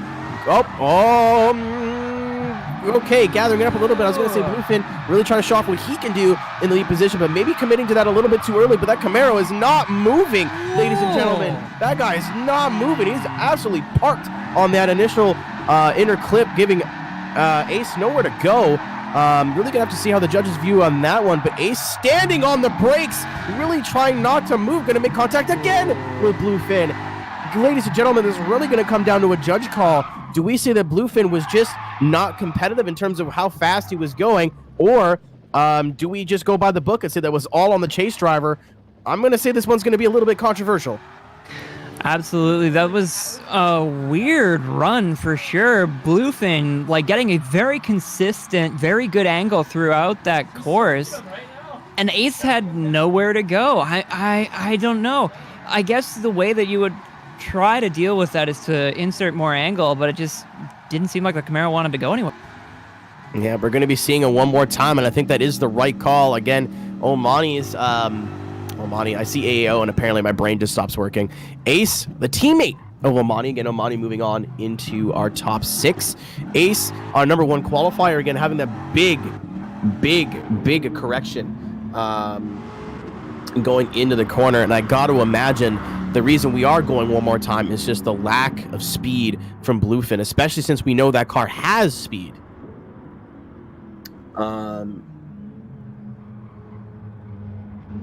Just going to be seeing these guys line up again. Again, Nick saying the first run major mistakes on the leader. As we saw that entry, big angle, but you got to be able to hold it. If you cannot hold it, it's almost not worth it. But Bluefin showed us that that car has pace, that car has speed to be able to keep up with Ace, but we did not see it on our on Bluefin's lead. The judges seeing that.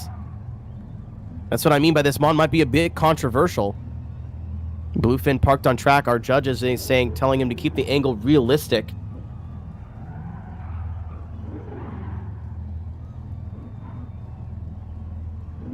Again, gotta respect Bluefin going for it, but when you're down to that speed, the chase car can only do so much. Gran Turismo is a bit unique in the way that these cars work. Once you get under a certain speed, the tires just kind of turn into ice.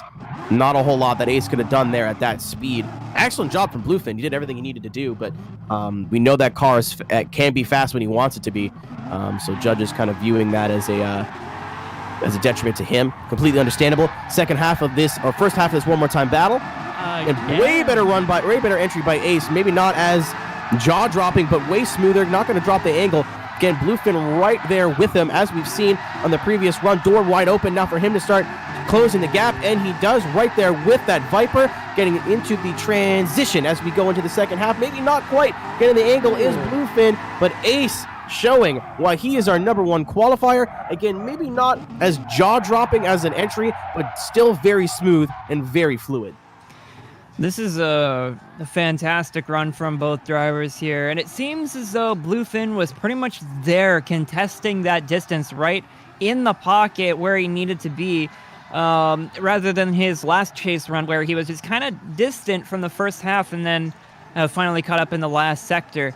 Though in the going through the, after the touch and go on the outside, we saw him kind of bobble a little bit on that transition, not quite getting the angle he wanted, but otherwise, from the lead driver, Ace was doing fantastic, cleaned up all the mistakes he had in his lead run and laid something down that was pretty good. Might as well have been a qualifiable run. Yeah, like we said, really proving we haven't seen him battle yet today, so really showing us why he is our number 1 qualifier. Both these guys cleaning up, actually, because Ace or Bluefin had a better first half of his follow, but in fairness, he had a little bit more to work with.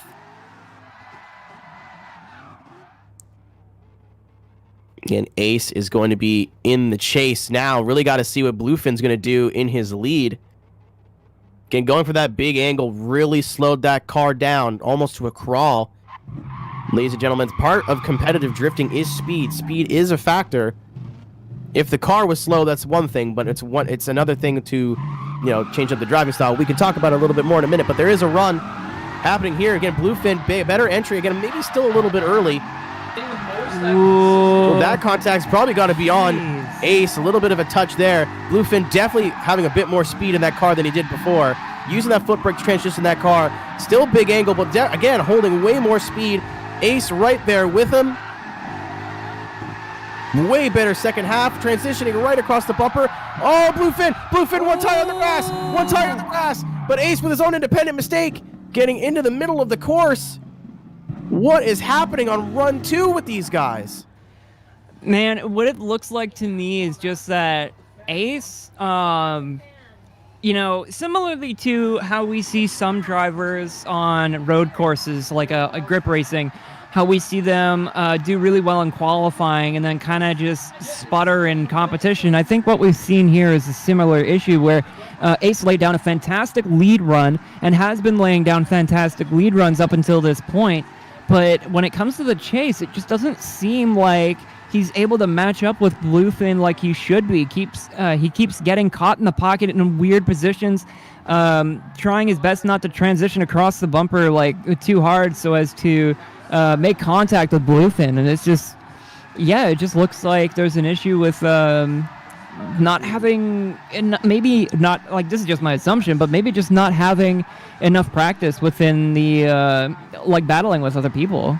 As we watch it back again, Bluefin did enter a little bit early, as he did in that first run, but not to the point of where I think he would be at fault for any contact. So there was a little tap, but again, if we get run 2 to be big here, if we could enhance run 2.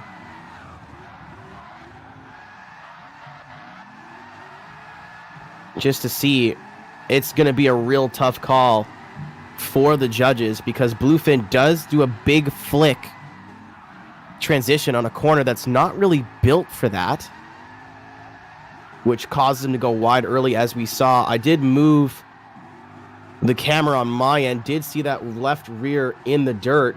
You kind of want to be smoothly going towards the curbing, as it shows in the track map. Outer Zone 2 is just as the curbing starts. And we saw Bluefin get there maybe a little bit early. Ace setting himself up, maybe getting there a little bit late, but really hard to call who's at fault there. Again, there is still a car with a tire off. And then we got to determine who's really at fault in that chase there. If it's the car is just genuinely too slow through there, because like my thing is when you look at Bluefin's chase, he's right there. It just seems like in his lead, there's just like no speed there, and I'm not sure if this he cleaned it up a lot. He really picked up his pace. I don't think his pace was a problem. He still had the angle as well, which I think that in his first lead, he was going for big angle and didn't really factor in a speed. It's not like the car is slow. I don't think the car being slow is the problem, because you saw him keep up with Ace in both of his follow runs without too much trouble and still being able to hold a decent amount of angle. I think in his first one, when we got that one more time, just to touch on that one more time before we let that topic lie for the day, he was big angle at the point of spinning out and really using the foot brake to hold that car at that angle.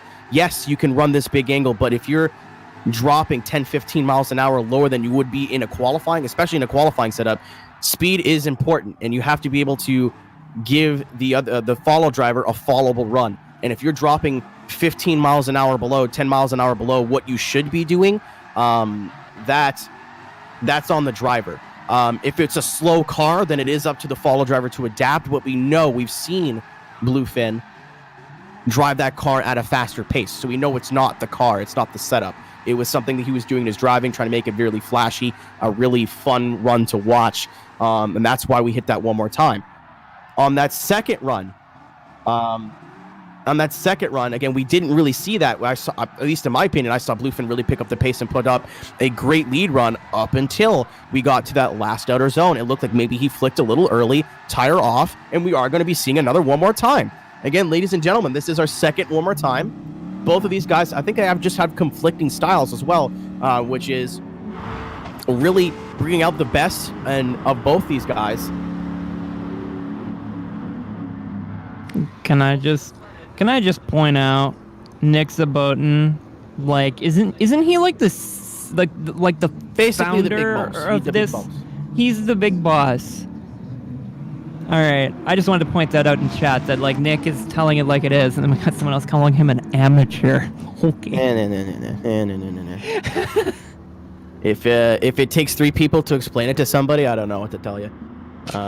But yeah, when you have the leader of the series, somebody who's well versed in competitive drift, both in gaming and in real life, and a lot of other fellow competitors trying to explain something to somebody, and somebody doesn't want to listen, there's You can't change people's minds. So that's it's drifting is a subjective sport. Unfortunately, not everyone's going to agree on everything, but yeah, I was just. It's going to go one more time. I got to imagine that.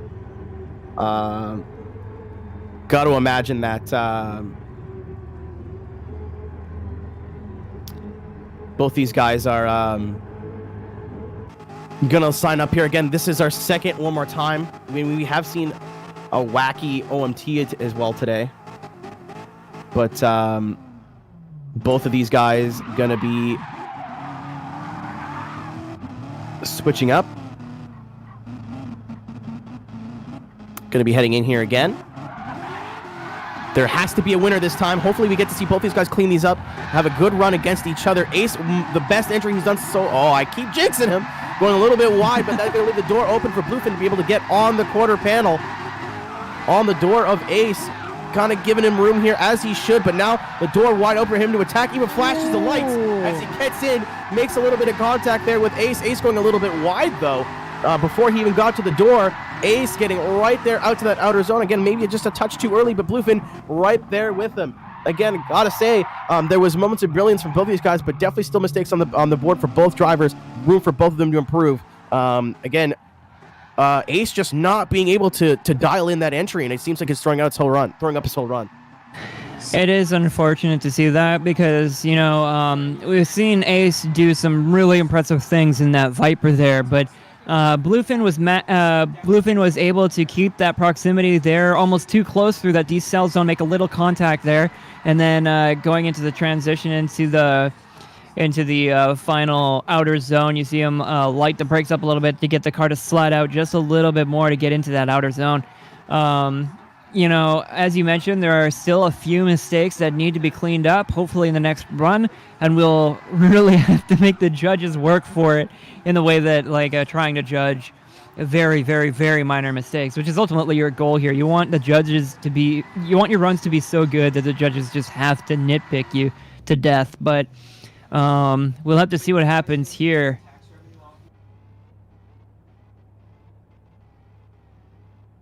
Up again, I don't really think either of these guys have a very big advantage. Again, we did see that big correction from the lead car of Ace, but we also saw Bluefin maybe getting a little aggressive in the follow, making some boopity boops, some contact. Bluefin doing the same thing again. Big long entry. Ace right there with him though.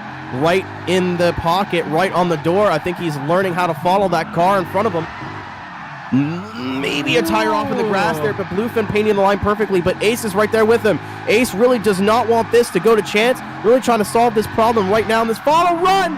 As he goes for the transition, Bluefin does not move. I don't know if that was a late transition from Bluefin or early transition from Ace. That's going to have to be on the judges.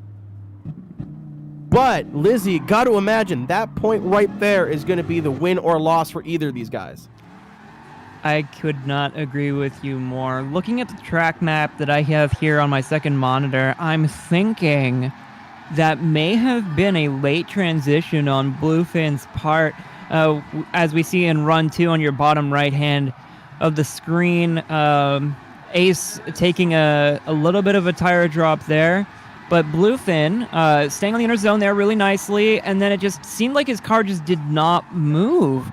It could also be possible, though, that Ace at the same time was catching just a little bit too much unexpectedly and might have caused that contact. I'm going to have to look at that again, but I don't know. If it is a late transition on Bluefin's part, it might be just really, really, really close.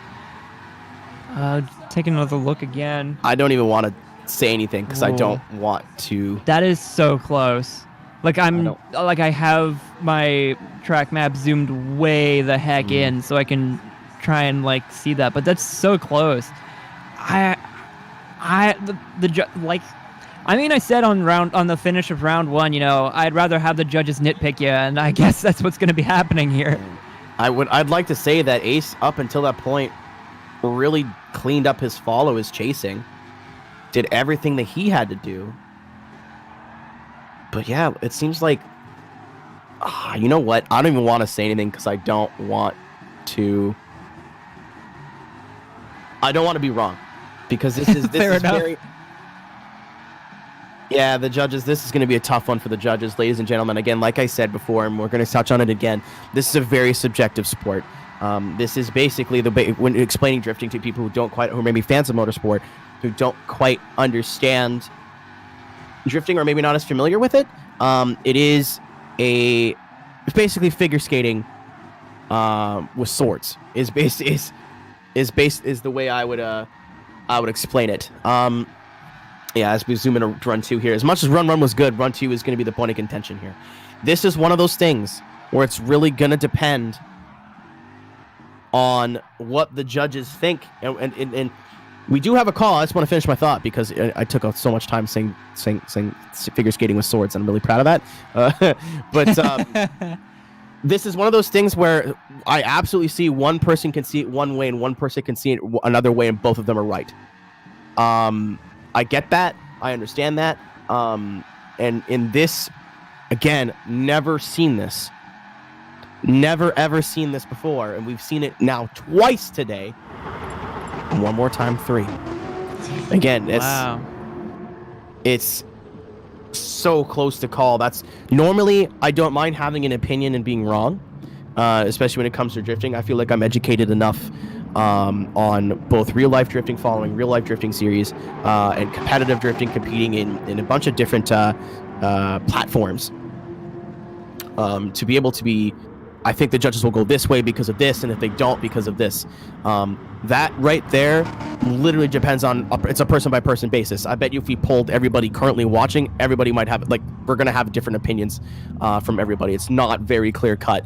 So I think this, more so than the last one, it really justifies running again, because that was such a personal preference call. There was no clear-cut, really standout winner.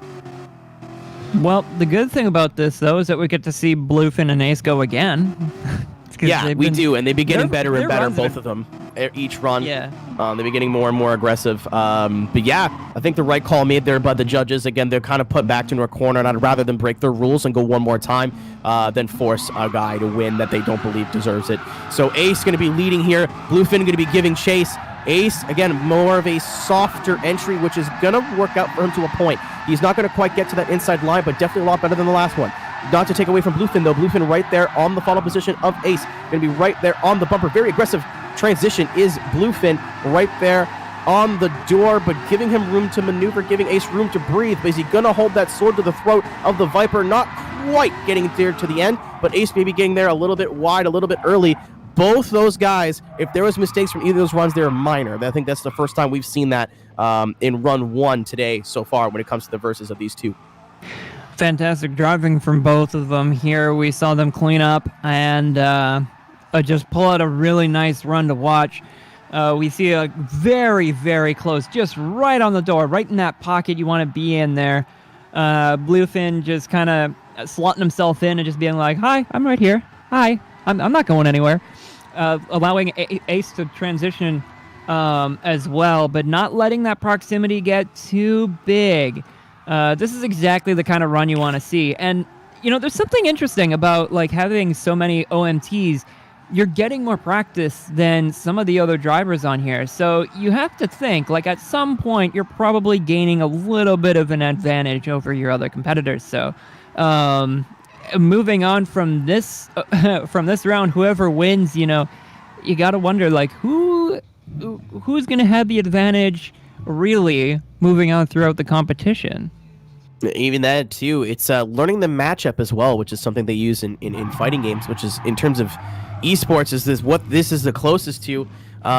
Speaking of fighting, another Colin Mockery level transition there, but Bluefin going to be leading. This is where these Run 2s is where we've seen the most drama. As we say that, Bluefin hitting that outside wall, going to be going in a little early. That's going to leave the door wide open for Ace. Ace, similar strategy, getting close but not too close, giving himself a little bit of buffer room, to that lead car. Big entry, or big flick, rather, from Ace being able to recover out of that car very well. Bluefin doing very, very smooth up in the lead position. Ace giving him more room, but here he comes. Like I said, sword to the throat right there on the door. Would that be the exclamation point to this battle? Ladies and gentlemen, it's another close one. I thought Ace lost it. I thought he was going straight around, and somehow he managed to keep the car on track, keep it at angle. That was an insane transition heading into the final half of the sector. What a fantastic job by Ace to keep control of that car. It's almost perpendicular to the track, and we've not seen that kind of angle at that part of the track before. Fantastic driving from Ace, but also from Bluefin as well, pulling in that angle on the final turn there. I wonder if that was an early straighten, though, because the finish is at that cone. The finish line is at that cone. Gotta say, we do have a winner, Lizzie. We do. And after 3 more times, it is going to be AAO Ace getting the win.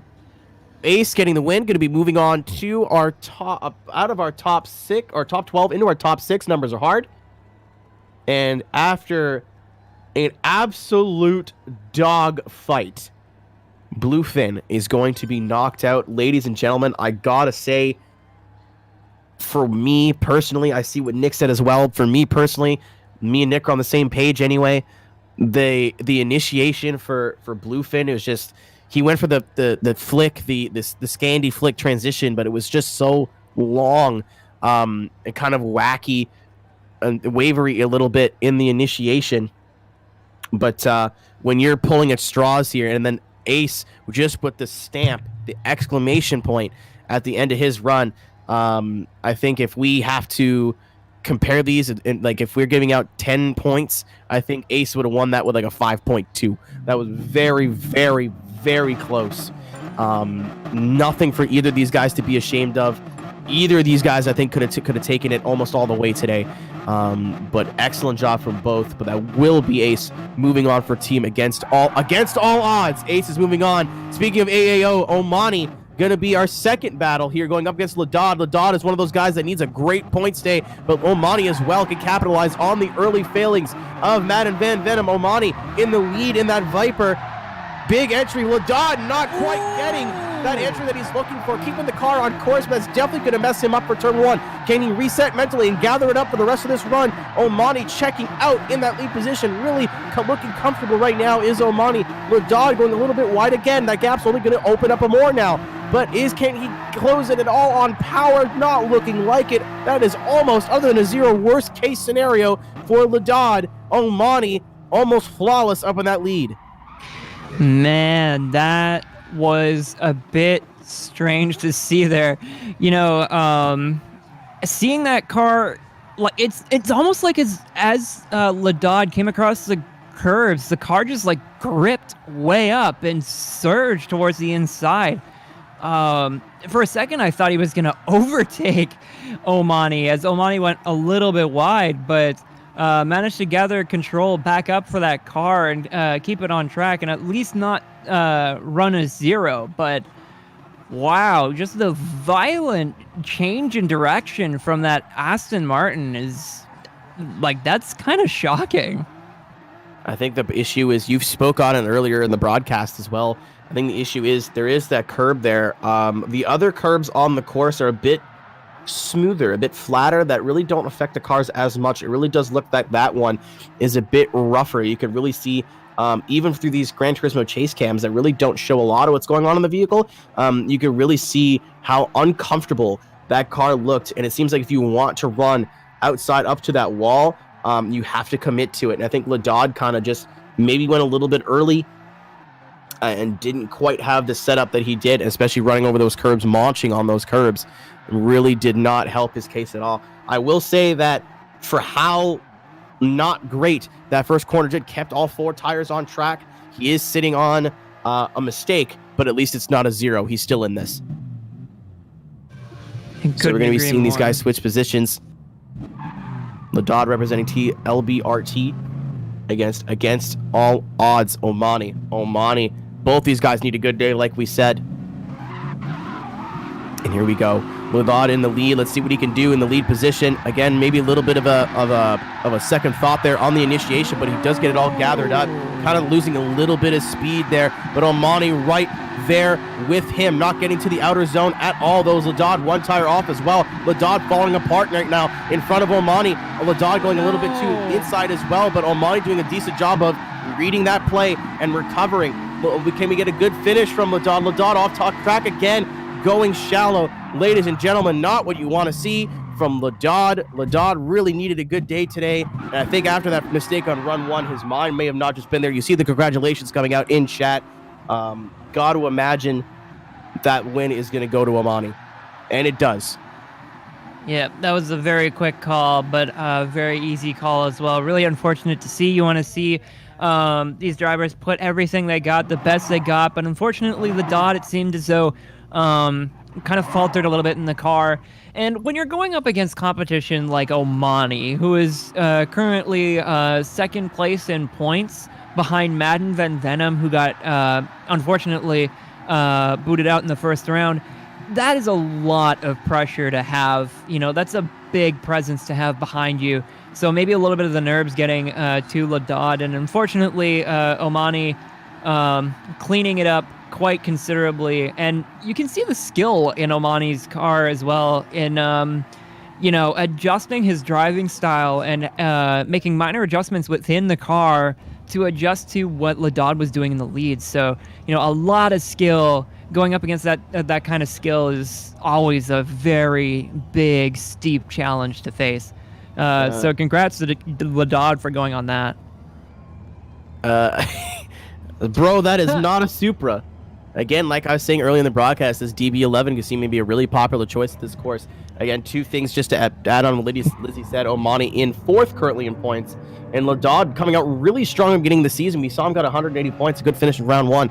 But obviously, again, we know he's capable, just not the Ladad we're used to seeing there. Ankar versus Opilu, both these guys again, big championship occasions in this battle. Ankar in the lead, Opilu giving chase. Ankar very smooth right there in the BC Racing DB11, but Opilu going to be right there with him. One of the most aggressive follows in turn 1 we saw today, giving off a lot of room there though. Going to let him through his transition. Right back on the door is Opilu, but getting into contact with Ankar. Ankar, can he save it? Kind of. Ladies and gentlemen, that was aggressive, but I think just the way both those cars hit, rear tire to rear tire, not ideal. Perhaps one of these cars have damage at this point now, but that was aggressive move from Opilu. If he would have pulled that off, that would have been an extremely big exclamation mark on his chase run, but unfortunately, coming back to bite him. That is really unfortunate, and I do keep saying that's really unfortunate. I need to stop. But, Opiolu charging really hard through that decel zone and just slamming into Ankar. This is not a mistake you would expect to see from Opiolu, or perhaps Ankar might have over-angled a bit and lost a big chunk of speed, but even so, that is a decel zone. You shouldn't be gaining that much distance, or at least shrinking that much distance in such a rapid fashion. I'll have to look at it again, but that was a really interesting a chain of events there. Both these guys lined up, so if there is damage, they're risking it.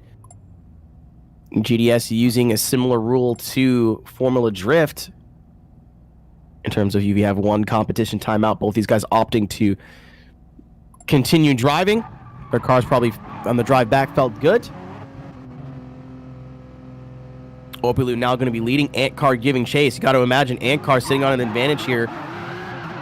Not going to play it too aggressive, but also he's up against his teammate. Wants to show the rest of the field what he can do.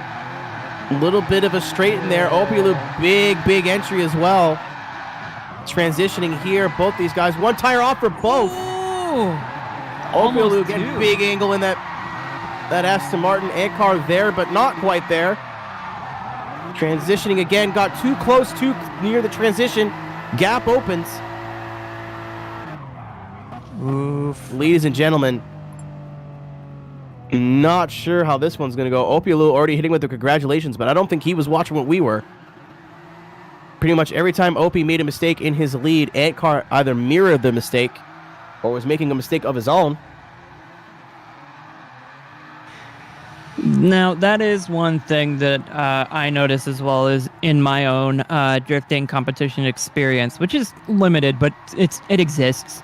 If you are paying too much attention to the driver in front of you and not enough to your line, you're going to start making the same mistakes that they're making. But the thing is, as a chase driver, because you are mirroring what they are doing, if they make a mistake, based on your position on track, you might make the mistake an even bigger one, and it might give you more consequences than the driver in front.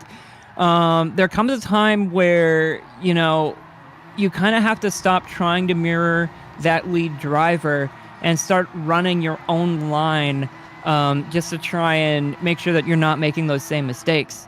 So, it's just a really interesting matchup from these two.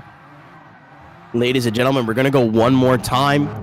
One more time. Like I said, I don't think Opie was seeing what Ankar was making, the mistakes that Ankar was making. Just to touch on what you were saying, Lizzie, it's not necessarily a bad thing when you see a lead car or a chase car follow a lead car and follow their mistakes. But from what I was watching, it almost looked like they were making independent mistakes in the same area. Like you'd see Opie drop a tire, but you'd see Ant drop a tire either earlier or later. You see one of them have a little bit of a wiggle, one of them or other one would have a little bit of a wiggle.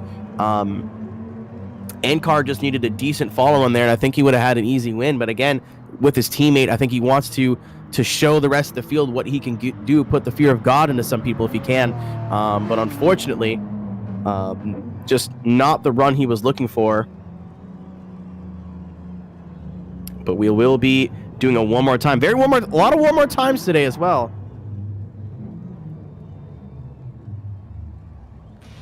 Yeah, it seems as though this track, because it's just so high in speed, I did mention this earlier, because it's so high speed, it requires quite a lot of commitment and quite a lot of precision. So it seems like that need for precision is catching some of these drivers out.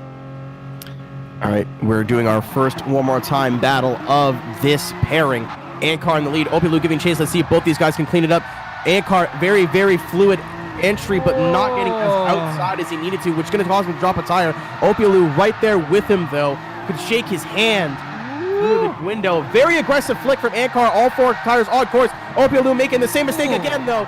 Going to be way too aggressive, getting into the door of Ankar, but not affecting him as much. Going to see a drop of angle from Opie Lou, though, going across the line. We talked about that earlier on in the broadcast. We kind of saw it go away, but it's coming back again.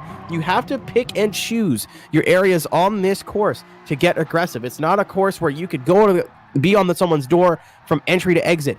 And one of those areas you may want to give a bit extra space is where we're seeing Opie Lou get on the door and make contact, which is again going into that second inner zone. Very easy area to be able to gain time, but you're taking a big risk in doing that, and we're seeing it on course right now. And as we've been mentioning as well, that is a decel zone heading into the final two turns in the section. So charging hard through that section is probably not a great idea. You're going to be seeing a lot of cars slowing up to try and keep their car inside for that second inner zone and be able to make it out to the touch and go. And it's just, we've seen this issue quite a lot in the earlier runs, and I wouldn't really expect it to come from someone like Opie Lou, but it seems as though, I don't know, maybe Ankar is just slowing up too much for Opie Lou to properly predict that. We'll have to see what happens here in this run, though. So Opie Lou going to be leading. Again, Opie really needs to clean up his lead run. Ankar hopefully will learn from the mistakes of his last run. Opie Lou ripping the paint off of that aluminum K-rail there on the outside of the turn one. Ankar present and accounted for, but definitely giving Opie some breathing room to be able to make his own mistakes, keeping all four wheels on the track. They're very fluid for both drivers. Opie Lou going a little bit too far inside. Ankar giving him a little bit of room to be able to make that mistake independently. Coming into the last corner as well, going outside is Ankar with a tire. If it wasn't off, he mowed the lawn. He weed whacked the edge of the track there. That was a fantastic run. We see a lot. We saw this get quite a lot cleaner through here. Fantastic driving from both these drivers, though. This is the first OMT, right? Yes. Yeah.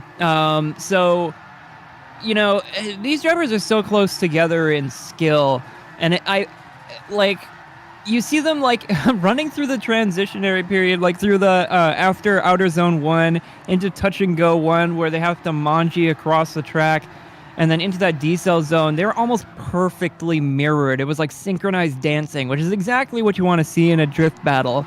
You want to see basically just synchronized dancing, synchronized swimming almost. It's just fantastic to watch these drivers perform here. Especially because they're teammates as well. I got to imagine that helps. And unfortunately for Opiolu, Ankar going to be getting the win. Like I said, Opie just shooting himself in the foot. Apparently he has 2 feet to shoot himself in. Yeah, there. All right, ladies and gentlemen, while we have a minute here, let us go to our Tanner Faust in-car update.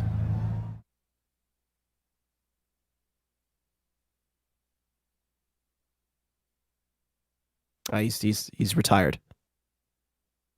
That concludes your Tanner Faust in-car update. Oh, you know what? Real talk, hot take, radioactive take, like nuclear take here. I wish Tanner Faust was still driving, just so I have the chance to walk up to him and say, "Retire, boomer."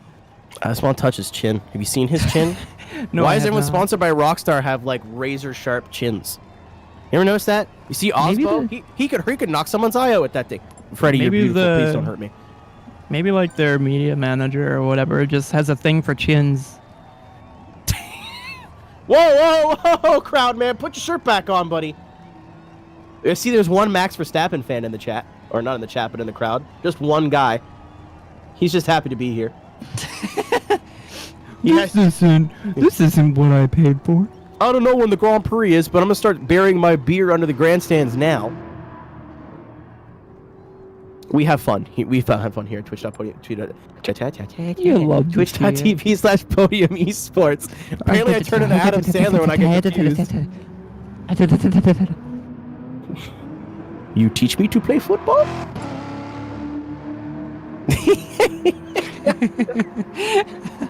Like I was saying, if you're enjoying the content today, ladies and gentlemen, click that follow button. We got a lot going on over here at twitch.tv/podium esports. The best of racing, drifting, oval, road. We do it all here over at Podium Esports. So give us a follow. If you're feeling really, really zesty, hit that subscribe button, get yourself some emails, some ad-free viewing, and support some of the best esports automotive content on twitch.tv. We are getting our second battle, or third, one of our I think it's our third actually, battle underway, seeing our new to you driver. Numbers are hard. New to us driver of the day, NL Ice qualifier number 2. If that livery looks familiar, it's because it is teammate of Madden Van Venom on team, I believe, 666. Just to make sure. I know Matt. Yep, yeah, it is. Can confirm. Oh no, they're just running the same livery. Got it. Oh no, he is on team 666. I can literally see it on the quarter panel. I can't read. It says in the points that he's on Wild Monkey. That's not my fault. Yeah, Ice in the lead, and Will we saw with that banger of a battle to get himself into this position, but unfortunately not the entry he wants. And again, one tire off, moving into the second half of the course, washing out a little bit. Great run from Ice as he puts one off, very off. Gonna leave the door open for Will, but unable to capitalize is Will on that mistake of Ice. Apparently I'm flat wrong. Please tell me, production, what I'm wrong about. Ice is on Wild Monkeys, apparently. It's what it says in the points as well. But Madden Van Venom's on 666, and there's the same livery. and I'm 98% sure I could see Team 666 on the door. So it's maybe like a Drift Alliance thing, where they're teammates but they're not teammates. Somebody explain this to me! Help! I'm lost and I'm scared and I don't know where I am. Getting back on track to the run, though, I'm just endlessly confused by Will's run. He transitioned initiated into the first turn, like, in the middle of the track. Like, that is such a strange place to initiate. Like, it has to be, like, some kind of, like, I don't know, maybe he got caught off guard by something or just wasn't in it. But, like, that was a weird, uncharacteristic run from Will.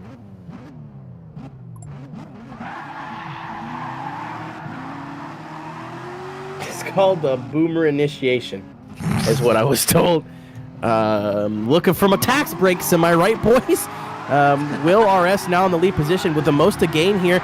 Big entry, very aggressive, very fluid, very fun to walk on style. Gonna throw off Ice though. Ice completely losing angle there. Will RS maybe getting the gift of a lifetime as a 0 in the follow position. Gonna determine whether the judges team had followed that. Will RS getting a little bit too deep on that inner zone as well, maybe getting a tire off contact from the follow car, but almost straightening out himself, barely getting across the line. Man, that is so unfortunate to see, and I'd really like to see if the main issue here that was fast with Ice straightening. Oh, do we already have a judgment call? We do. You finish your thought. Well, with Ice straightening out there, I have to wonder if that was Will's fault or just Ice getting all spooky-bookied. But I can see there's like quite a bit of distance there, so I feel as though that was probably And the judges are going to agree with you, Lizzie, because that's going to go one more time, ladies and gentlemen. Are you? Oh, okay. Are you happy? One more time again. Just ignore the first battle. We should start just doing practice battles at this point. Guys, are the drivers? I'm gonna offer you a piece of advice. I have not slept since midnight last night. I would like to sleep sometime soon. Either you start wrecking each other so these battles get more easy, or you make these battles just kill each other, man. I just want to get through this. I'm tired. Nick, one of our judges, apparently hammer fisting the rest of them. And he said in chat, there will not be any more judges but me if people keep making mistakes. Our resident Russian bull is just murdering the rest of our judges one by one. Yeah, just like one by one, like you disagree, I kill. Just straight up unpersons a judge because they said something wrong. Never in my career. I know you're a nice guy, Nick. We kid here. Nick's good people. Never in my whole career of judging, commentating, drifting have I seen one judge fly out of the judge zone and onto the course.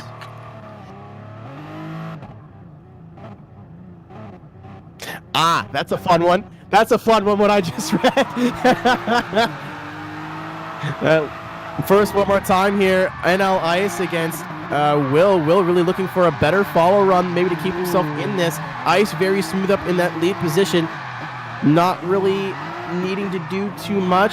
Very good transition for both of them. Will going to be a little wide. Going to have a little bit of a straight in there. Keeping the car sideways, but losing almost all of his angle. Going to open up Ice to be able to open up a big gap. Big angle there from Ice. Not quite where he wants to do it, though. Going to be pulling it at the end of the straightaway, or end of the corner. Unfortunately for Ice, or for both these guys, I think both with some mistakes on the table, both with some whoopsies.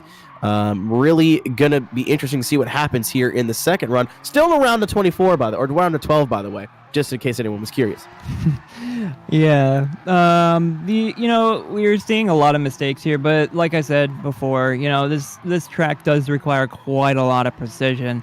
So it's no shock to me that there's quite a few mistakes being made from even our best drivers here. The one thing that find very interesting, though, Will seems to be making up a lot of ground in the weirdest ways. Like we saw there, the car seemed to get a little bit unsettled and then all of a sudden just shot straight towards Ice. And then here through the decel zone, we see Will kind of get hooked up a little bit of understeer. And then after this touch and go here towards the outer zone, he just surges, probably because Ice is throwing a little bit too much angle maybe, but man, that DB11 seems to be able to, it seems to like to surge quite a lot and have that rear end grip up at weird places. Will going to be in the lead now. We've seen him be able to do great things in the lead, but we need to be able to see Ice put it together a follow run. As I say that, punts the wall. Oh! Yeah, not a whole lot of place for Ice to go there. I think Will wants to ride that wall a little bit, but we'll have to see it again in the replay, see if that same thing happened on our production side. But from what I saw from my spectator camera was Will just punted the wall, and it sent him right inside. Both these guys recovering for the second half of the course. This might just be for show at this point. Again, I'm not sure about the GDS rules, but mostly if you're doing competitive drifting, once the lead car zeroes out, the run is over. So again, if we could get that run up on our replay screens, just keep an eye on that bottom right one. Just boom, hits the wall, and then all of a sudden starts moving forward. It's like I've been saying, that car likes to surge at weird places a lot, and we saw that contact on the outside wall seem to throw that car in. And as you mentioned during the call, Ice just had nowhere else to go. Yeah, I was gonna call Ice for a straight in there, but I'm lucky I was watching Will. I think he wanted to drag his bumper on that wall.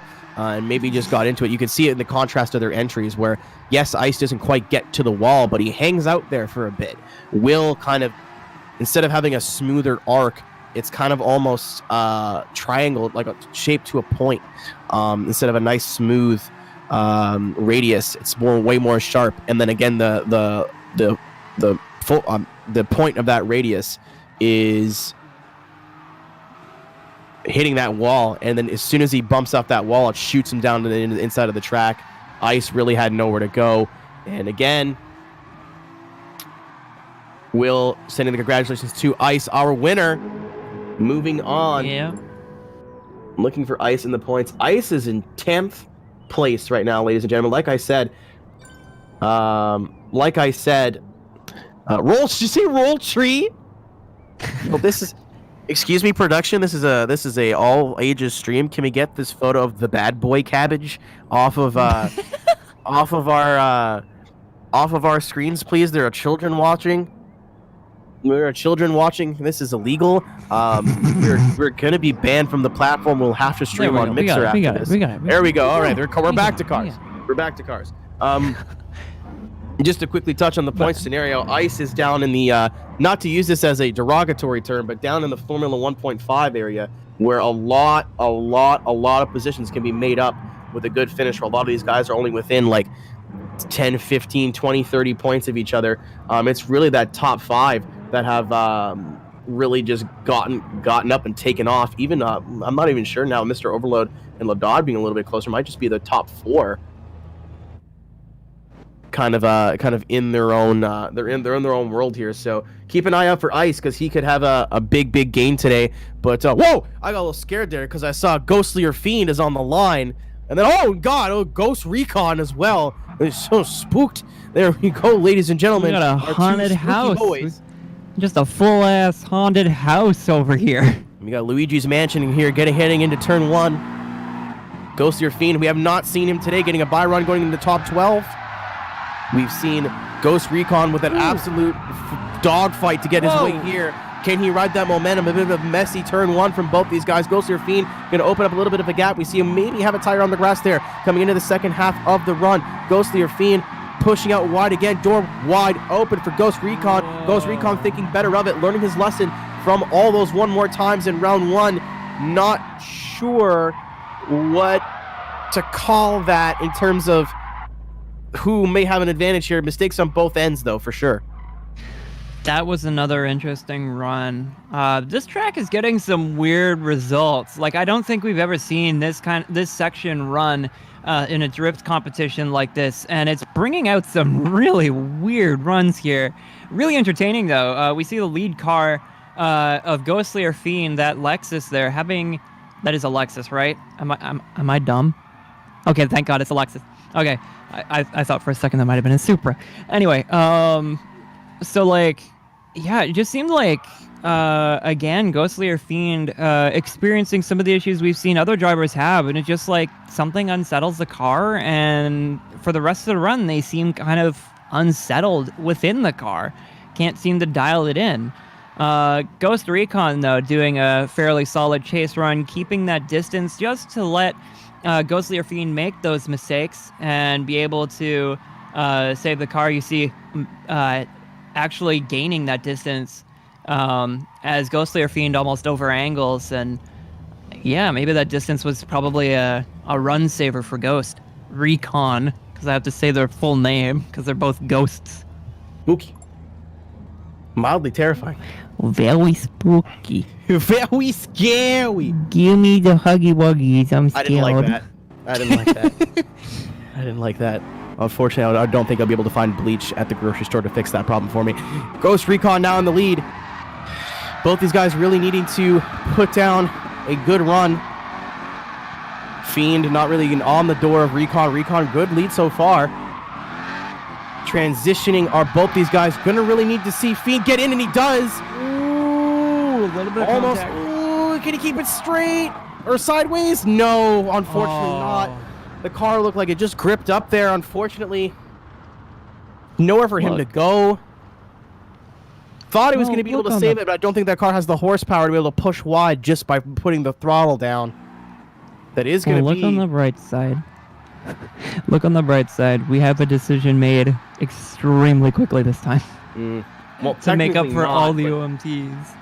Oh, okay, there we go. I was going to say technically not, but he just said unlucky, so I got to imagine where that's going to go. Ghostly or Fiend, unfortunately, that was such a good run up until that point, but you just see the car kind of grip up, and I don't think it has the power to be able to recover from that mistake. That is going to be a win for Ghostly Recon, or Ghost Recon. All these gosh darn names are the same.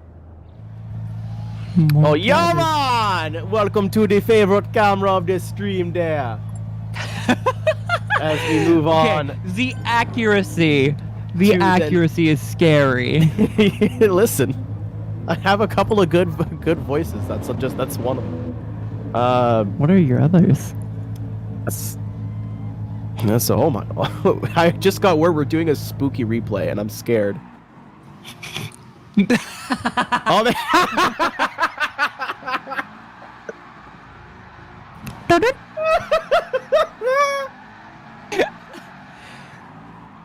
We really do have fun here. I'm crying.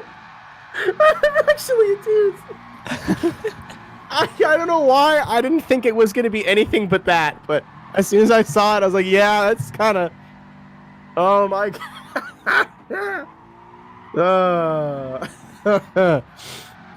We have fun. We have tons of fun. But on a little bit more of a serious note here, bringing us back, Team VDC, teammates.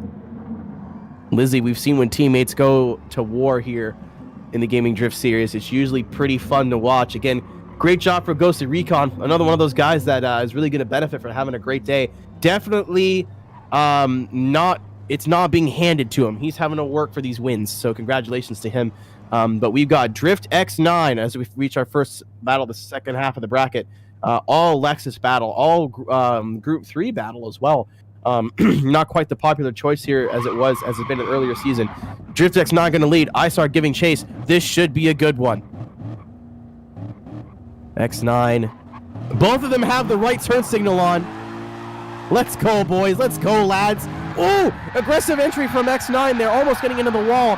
as ISAR right there with him, understeering a little bit, going to try to get in. He's going to almost have a tire on the dirt. If he didn't, it was on that little green mesh part. As they transition, X9 very fluid up in the lead position. ISAR right there with him, but he's going to need to close the gap just a little bit to perhaps make up for that little bit of a mistake that he had, and he does right there with him. Turns on the indicator in the middle of the run as he gets in to the door of Drift X9. Both these guys, can you tell they're teammates, ladies and gentlemen? Excellent job from both these guys.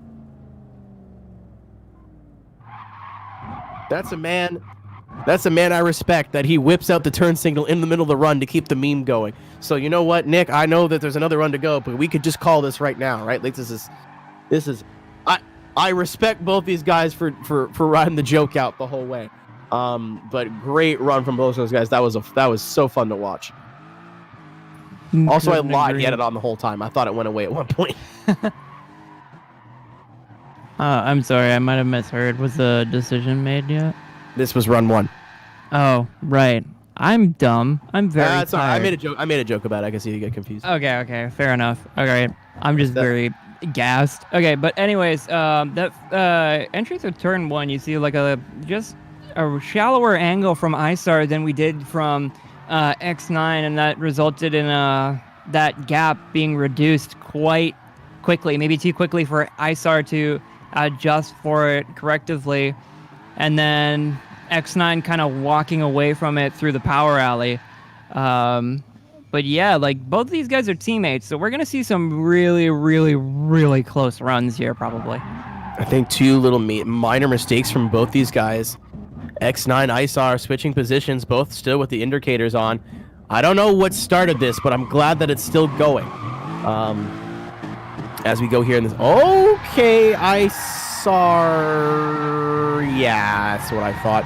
One tire off for that lead car. I'm not quite sure who's going on the entry. Good job by X9 for being right there with him, though. Still going to have that proximity. How did they not make contact there in that transition? Going back in the second half of the course. Again, I don't know if either of these guys are sitting on a 0, but you got to imagine that ISAR is sitting on a huge deficit for that entry. But X9 right there with him, putting his car everywhere he needs to be. ISAR getting a little bit too early, and X9's going to be like, yo, man, that's not the line. Let me show where the real line is. Wow. That transition. Wow. The last battle was spooky. Yeah, no kidding. Like that. Cisco just sneezed. Nick. It spooked me. But God, I am so shocked, just as you were, that no contact happened when ISAR made that transition, but Drift X9 was still sliding the opposite direction. Well, that has to be inches, if that. OMT again, right call. But I think the judges are starting to pull their hair out. We need to start seeing, and you know what though? Normally, what I've seen, OMTs only get more frequent the farther in the bracket you get. So I hope you guys got some snacks. Hope you got some popcorn at home, because settle in. This might be coming up to one of our longest rounds of GDS we've ever done. We started basically right at 4 o'clock Eastern time. It is now 6:30. Just taking over to 6:30, 2.5 hours of drifting action here for you. And we're still in the round of 12, ladies and gentlemen. So as we get these guys turned around here, both still with the indicators on. I love this joke. I don't know why I find this funny, but I do. Good news is we are in the second half of the bracket of 12.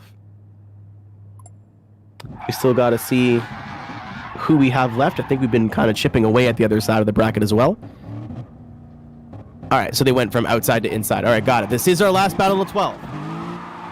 So let's make it a good one. Drift X9 leading, ISAR giving chase, both representing UDC.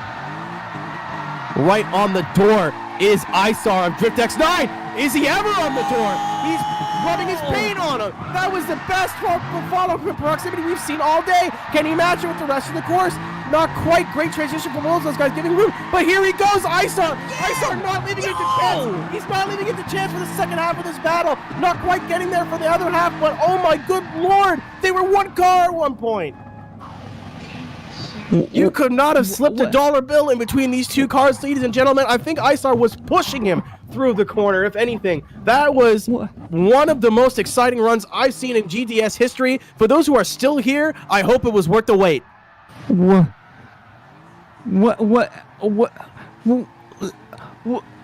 How do you... I don't even know what to say. This is bonkers. How close they got. That is like the closest I have seen two drivers get in any GDS competition that I've commentated. My mind is blown right now. Like, just it was already kaput because I'm tired, but like now I'm just like, how do you comprehend life after that? Like, normally when you see two guys get that close, there's a little bit of contact or a little bit of wavering, but I think within an inch or two of making contact, or at least hitting each other in the hitbox. And we're in the round of 12. ISAR really showing the GDS judges, and of course everybody watching, why he deserves to move on. And DriftX9, one of our podium finishers, twitch.tv/podium esports, one of our podium finishers from last round, going to try to match his teammate here. ISAR, really good entry. Do we see it again? No, we do not. A little bit of a wavering from that lead car, going to cause contact as DriftX9 flashing his headlights at his lead driver. One tire off. Wacky transition from both these guys. Going to see if either of them could clean it up. X9 losing some angle there. ISAR, still a big angle from the lead. Maybe a little bit sloppy for transition there, going into the final corner. Right there in proximity. We have one run that is so silky smooth and so good, and then we have another run that's so full of problems for both guys. Man, you know, with a run like that in the first run, you have to know that you've practically jumped the shark. That was an insane first run, but then in run 2, it seems as though X9 just couldn't quite get the angle, couldn't quite commit early enough to make sure that he didn't run into ISAR. I think that might have been 2 wheels into the dirt through the power alley, and the proximity just isn't really where, well, I guess it is there. I'm silly, but you know, that first half of the run, quite messy. I don't think either of them got to the outer zone like they wanted to, but wow, like that first run though is so nuts. That's going in the promotional packages for sure. I gotta say, that's gotta be one of the most exciting runs of the year so far. And ISAR proving to his teammate and proving to the rest of the... Oh no, it's still on. Okay. I thought when the winner was announced, he turned the indicator off. I'm like, that's the saddest thing I've ever seen. ISAR gonna be moving on though, proving to the GDS, the faithful here is still here after 2.5 hours. And to our judges and to the podium staff, why he is going to be moving on in our next round of competition, our round 6. Speaking of which, we are entering round of 6 now, our third round of competition. We will have 6 drivers left. The winners of each of these battles will move on to our top 3, in which we'll explain a little bit more when we get there. But that was really tough to call for for our judges. I think just because of the closing speed, for what I saw, I wasn't sure if it was X9 getting over aggressive, ISAR possibly making a little bit of a mistake, but judges ISAR judging that it is going to be a issue, or ISAR's not judging, what am I talking about? Staff judging that ISAR is not at fault for that contact. ISAR really not making a major mistake, and even if he did, I gotta imagine that his follow run would be it's almost like almost a perfect score for him on the follow. But ISAR is going to be moving on. Ladies and gentlemen, our top 6 drivers are going to be AAO Ace. Oh no, I'm a liar. It's going to be AAO Ace. It's going to be AAO Omani. Going to be Ghost Recon making the run of a lifetime. That guy is fighting for every spot he has. Going to be ISAR, who we just watched with one of the most exciting battles of the season. Ant Car as well. going to be moving on, and NL Ice, our first battle, is going to be an all against all odds battle.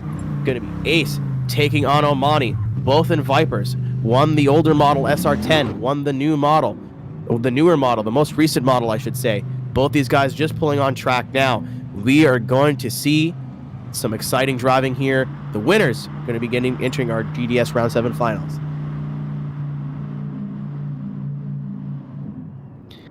Again, there's been a lot going on today. Probably one of the most... I'm scared. I heard, what did I say about popcorn? And now I'm just looking at the stream to see what's about to happen. Oh, hungry boy! There he is. Face cam reveal, ladies and gentlemen. You all got a gift here today. Cisco Scarmuzza there with some popping corn with the snacks. Again, thank you to Lizzie for holding down the fort. Keenan got a free burrito, ladies and gentlemen. So it's good days over here. Whoa, whoa, get that iRacing logo out of here. Whoa, whoa, whoa. No. He looked mad at me when I said that. Hey, man, maybe the shirt's comfortable, eh? But we all got. Oh no. Uh-oh. There it is. How many times can I get fired from one company? 7? Oh, man. Oh. All right, ladies and gentlemen, we're moving into our semi. Thank you, Mr. McMahon, for the input. Moving on to our semifinals here. Again, the winners are going to be moving on to the top 3. Top 3 is all going to be based on qualifying position. We'll explain it a little bit more when we get closer. Ace leading, Omani chasing. Both these guys teammates. Let's see what they can do. Ace having to really work his way into this position, but Omani right there with him, trying to say that we've seen close proximity. Hold on, partner, I could do that too. Getting right there on Ace, giving him the room to transition. Again, people are learning throughout the day. Very smooth job. Omani not quite getting the entry he was looking for there into the inside corner on turn 3. Ace really laying down a great qualifying run up there. Why he is our #1 qualifier, really hammering that point home. Omani, one little mistake opened up that gap. Really, when your lead driver is not making any mistakes, any mistake in the fall position just gets blown up tenfold, and we did see that there. Ace has been throwing down amazing initiations this whole time into turn 1. And Omani stayed with it, tried to match it as best as he could. Fantastic job from both these drivers. Would have liked to see Omani a little bit closer throughout the rest of the run. It seems like after turn 1, Ace seemed to check out just a little bit, especially in that transition, maybe giving him too much room to transition there. And then running just a little bit wide on that inside zone, but a fantastic run either way from both those drivers. I think that's probably the cleanest run that Omani's done so far throughout this event, and Ace, of course, doing that fantastic little flick into the initiation that he always does. That was a good job from both of them. Resetting these cars. I thought you were just going to stop at Thought about it. Really distracted now that I smell free burrito sitting right next to me, just waiting patiently. Crunch munch. It's gonna happen. There they go, ladies and gentlemen. Second half of this first battle in our top 6, our semi-finals. Viper versus Viper. New versus not as new, but still new. As Omani enters, going into that first corner, grabbing handbrake, contact made. Oh dear, not the way you want to see it at all, especially between teammates, but we did see the Omani grab the handbrake right before that contact. Gonna try to pick it up right here, see if we can put it together. A good second half of the run. Really great job from Ace closing that proximity as best he can. There was a football field between these two guys, really showing the pace of that Viper when he wants to, right on the door of Omani. Really, again, it's gonna come down to the one mistake. It's gonna come down to that contact on entry. Ace, I think, at that position had to go for it, really had to go and try to get aggressive. But at what cost? Yeah, we see Omani trying to drift into that inside zone there. And it seemed as though Ace, I need to see that again. My short-term memory is very bad. But, you know, it seems as though just like Omani and Ace were in two sort of like different headspaces heading into turn one, and it just didn't vibe with each other and caused that contact. Looking again, see Omani entry, and it seems as though Omani kind of just like adds extra angle right as Ace is closing in, and it's really tough to call for who's at fault there. I don't know. Was Omani like hitting the handbrake in order to get more angle, or maybe like throwing the clutch? Well, there's a decision. That's a pretty good decision, actually. Every OMT has been a good decision here. I'm sure Nick loves this it. was It's his favorite call. extremely close. He loves these. One more time, it's his favorite. Yeah. Oh, there goes another judge out of the judging booth. I think he did 3 cartwheels in the air before landing.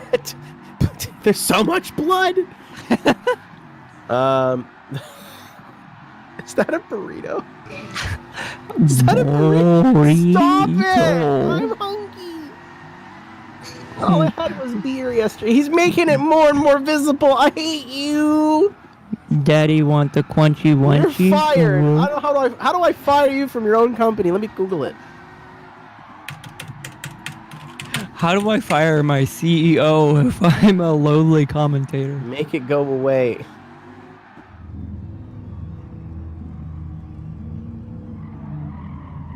But honestly, again, it's one of those things where we talked about earlier, where the point of contention, which would have been that contact, was so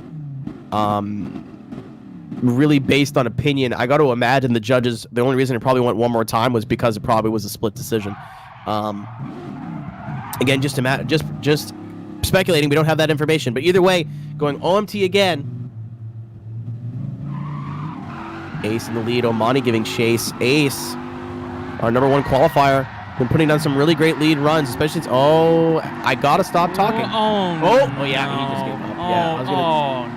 I was gonna say he's going for the overtake, but Ace just shutting it down. Ooh, lead car. That's a 0. Omani, just gonna turn it around. Well, here's my question. Okay. In the rule book, yes, does it say that if one driver shuts down, the other driver has to complete the run, or that's also a shutdown? So, in competitive drifting, it's, I don't know about the GDS rule set, but the more common rule is if the lead car zeros, the run is over.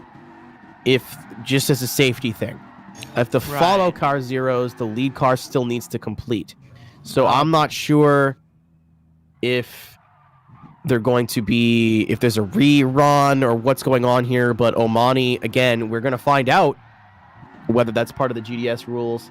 Looking like Ace had some wheel issues, some technical issues on his side. Again, it is just part of what we do. Very, very unfortunate. You hate to see it. I hate to use that because it sounds like I'm not being genuine, but you really don't like to see a battle go that way, especially with your number 1 qualifier. He just had the angle there and then kind of wiggled a bit and then just went dead right. So lost his wheel, lost connection. As we're reading now. And another thing too is when Omani initiated, I saw him hesitate a little bit over those curbs, and I thought, oh, that's gonna lead to something. But it turns out Ace was the one to go flying off track as a result of some mechanical issues. Pretty unfortunate to see that happen like that, but the fact that we've also seen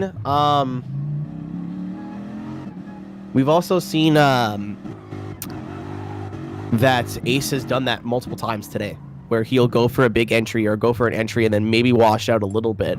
I wasn't expecting the whole hook dead right thing. But again, just to clarify from our GDS staff, Omani was in the right there. I'm going to read this verbatim. In this case, Omani stopped considerably after seeing that Ace went completely off, so he didn't have to complete the run. Okay. All right. So basically, the common rule. Yeah, like I do have some drift experience, but I don't know every rule. Like I'm still, like I've only been into drifting for like, 2 years now? Like into competitive drifting, so these rules sometimes, like there's some rules I don't know yet, but it's a fairly new rule. It's as an well. important one. Yeah. It's more used in real competition for safety. If you have a lead car straightening or spinning, you don't want that follow car to feel the need to keep drifting and potentially cause an accident and cause a problem. Right. Very smart from Omani as well, saving his rear tires. He could have completed the rest of that run, but a very smart decision. Just trying to save his rear tire and being able to keep as much grip in that car for this run as possible. Speaking of which, we are going into the second half of this battle. Omani basically just needs to finish. We need to see Ace at his best here to see if he can make up anything, because he's obviously sitting on a 0. Unfortunately, not the greatest start for Ace. A little bit, as we say that, a little bit of a hiccup there. Omani kind of doing everything he needs to do, almost going off course there. Great job from Omani to keep that on course. Big flick going into that second inner zone. Ace right there with him. Going into this last bit of the course. Is Omani gonna, got to imagine that's gonna go all to Omani. Ace really going out guns blazing, but not enough to make up a complete 0.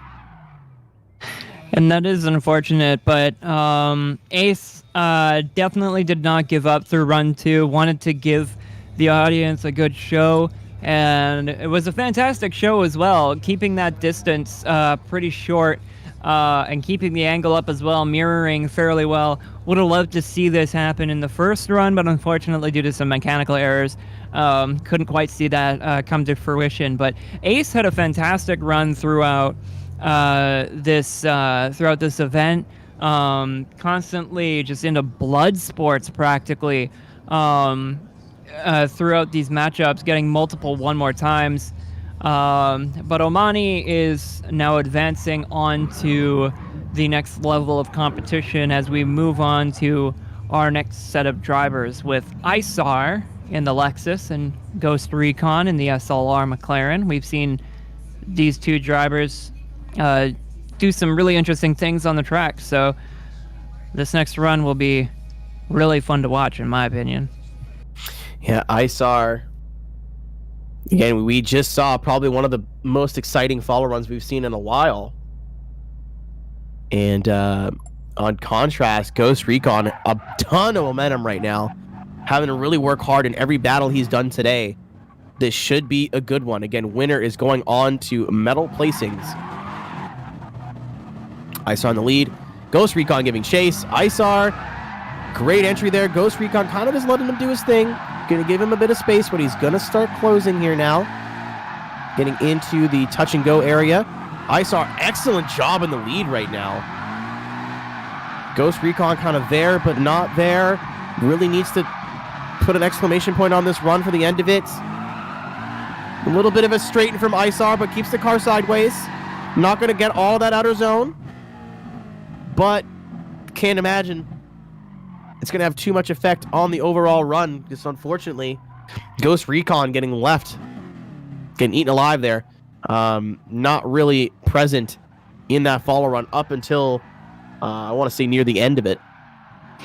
Yeah, I would have liked to see Ghost Recon close that gap a little bit more. It seemed as though they initiated into turn 1 fairly shallow on the track, while Isar getting right out to the wall. And we see here the distance starts to narrow as Ghost Recon starts catching up here. And then through the final outer zone here, Isar not quite getting out there. Ghost Recon being a little bit closer to that outside zone. A lot of little mistakes here and there, but we're seeing both these drivers are... You seeing that, Keenan? All right, Lizzie, you're commentating by yourself. I'm going to go have dinner now. Goodbye. Popcorn. All right, you eat. Cisco, you popcorn-eating piece of trash. You, me, WrestleMania, the WWE Championship, and my burrito. I'm not scared. Come and fight me. I don't know why I got this one. I don't know why I was Booker T there for some reason. But Ghost Recon, our Season 2 champion, going up against Isar in the lead position, flicking the switch. Well done. Oh, is he no? Oh, what happened there? What happened? Ooh. Looked like Ghost Recon went wide. He's still there, ladies and gentlemen. He's still there. Just a little bit of contact. Still there. Hold your line. Pushing out a little bit wide again, going on to Ghost Recon, who is now in the follow position just to complete the run. So, a little bit of animosity maybe between these two here. Looking like some PJ Salt there out on the track, but looked like Ghost Recon went wide. Wow, that was a huge entry from Ghost, but it doesn't seem like the car wanted to hook up and go to the inside. Isar trying to take advantage, but we're going to have to see how that contact lines up. Did Isar take that line before Ghost Recon closed in and made that contact, or is it the opposite? Did Isar force Ghost out of the way to complete that pass? That's going to be an interesting call from the judges. Yeah, this is another tough one. I think an argument can be made either way, where Ghost Recon looked like it was hanging out wide, door wide open for Isar. I think once Isar's on the ideal line, I think the contact would be placed on Ghost, because Ghost is just trying to get back inside. But the issue of contention here is, did Isar not quite, did he go inside early to try to make that overtake? Normally what you want to do in these scenarios, if you can get that overtake done nice and clean, that's ideal. But not quite sure. Big correction from Isar as well anyway. And we're going to go one more time here, ladies and gentlemen. Just to clarify, Chaser must follow the leaders regardless of line. Again, like I said, I don't know if Ghost Recon was far enough off course. Like we saw earlier today, if you're going to make a pass, it's got to be completed and got to be clean. So when we got to the middle of the corner, Isar looked like he maybe chopped the nose off of Ghost Recon a little bit, which probably saw why he was a little bit angry coming across the line. So like I said, Lizzie, I don't think the SLR was... He would definitely went a little wide, but I don't think he was, one tire off course, like completely off track. Because if he was, that pass would have been clean as a whistle, and we wouldn't be having a conversation right now. So, judges reminding Isar, hey, if you're going to go for an overtake, make sure it gets done. Make sure it's clean. Make sure you're still on the ideal line. Ghost Recon definitely getting another chance here. Definitely think he can do a lot more with his follow. Unfortunately, we haven't really seen him be able to put down a lead in this pairing so far.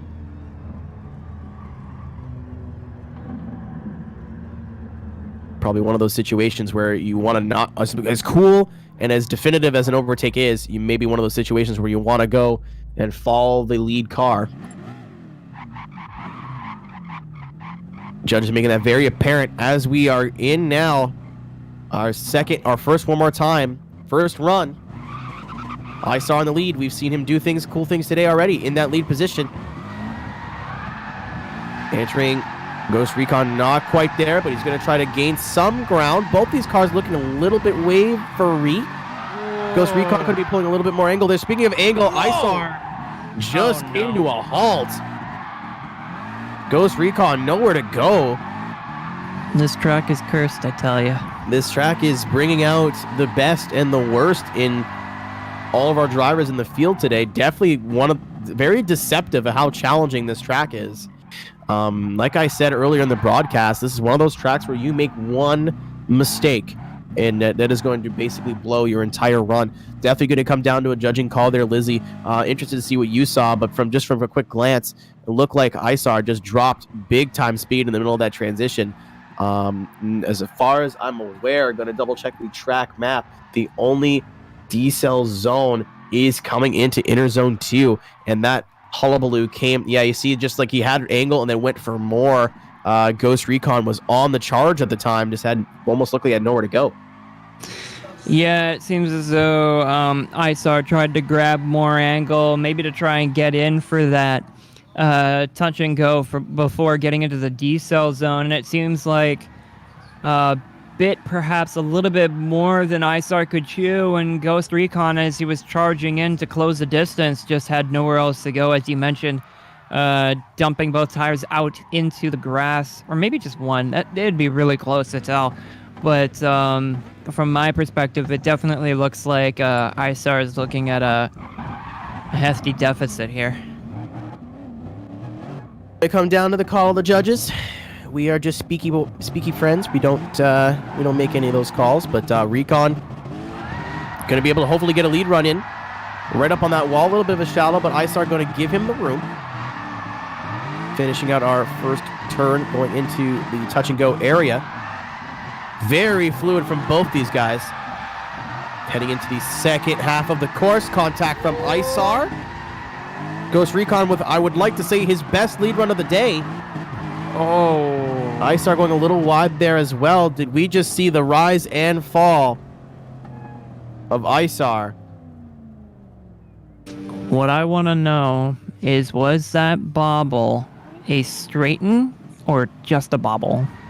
That was really interesting to see how that car reacted to those inputs that Isar was making in the car. As we see in that lead with Ghost Recon Run 2 on the bottom right hand of the screen, both drivers up until this point doing a pretty good job keeping the cars on track. Just a minor contact here, maybe forcing Isar inside a little bit more than he would like.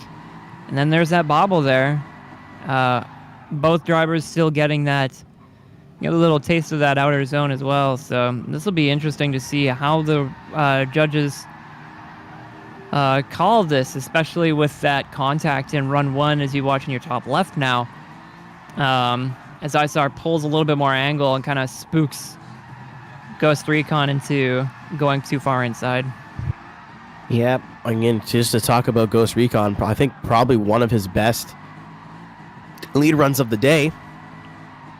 Maybe again, like the little bobble, a little tiny bobble on that first turn, on that first inside clip. Isar, got to imagine I don't want to say what happened in Run 1. I don't want to make a decision. But Isar must have, and you know what? Make a decision. That's out of my hands. Ghost Recon gonna be getting the big win, moving on into the top 3. Unfortunately for Isar, he is knocked out. Lizzie, you got to imagine, especially in that second half of the battle, that second run, Isar, not either whether he thought he was at fault or wasn't sure. It looked like he got into his head. That was the most inconsistent we've seen him drive all day. Ghost Recon absolutely taking advantage, knowing that all he's got to really do is put down a smooth run. And like I said, in my opinion, probably one of the best lead runs of the day for him. Going to be seeing him move on and contend for our overall win here as he's moving on into the top 3. Again, Ghost Recon, 14th qualifier. So we'll have to see the other 2 drivers who do make it into this top 3. Speaking of which, we are lining up NL Ice against Ant Car. Very, very serious battle here, ladies and gentlemen. Both these guys can make headway in the points. NL Ice really needs a good run here to break into the top 10, really get into the top 10. NCAR could make a run for your championship leader right now. NCAR in the follow position, and then Aston Martin DB11. NL Ice in the lead in that Camaro. Both these guys have been driving out of their minds today. What can they do here to make the top 3, to make it on, to get it on the podium?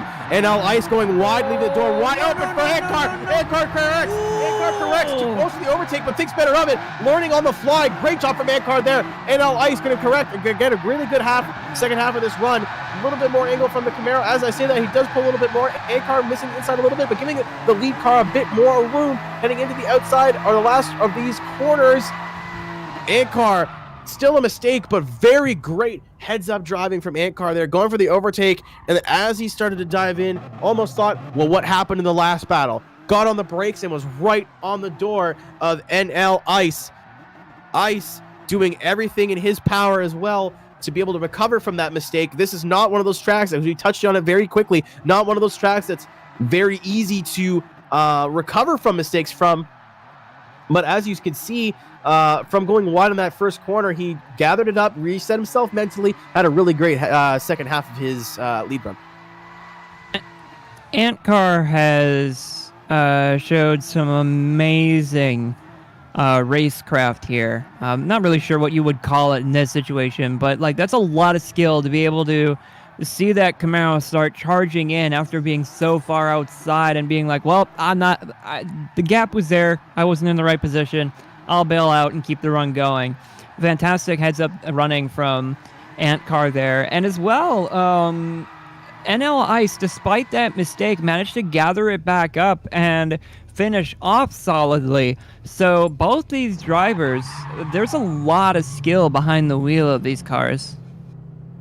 NL Ice and Antcar, your number 2, number 3 qualifiers. So whoever wins this will be above our Ghost Recon. Antcar entering, NL Ice not quite there, pushing out wide a little early is Antcar, leaving the door open for Ice, but Ice thinking better of it. Gonna let that big DB9 or DB11 transition. In comes the Camaro now. Maybe a little bit push and pull as he gets in. He does immediately lose some ground. Antcar getting wide a little bit right on the curve, flirting with that grass line. Again, like I said earlier, he's just out weed whacking the edges of the track. Interesting call for the judges here now. Both these guys have mistakes on the table, some more significant than others. As I say that, I'm just going to give Lizzie a chance to talk, but we're not even going to get it.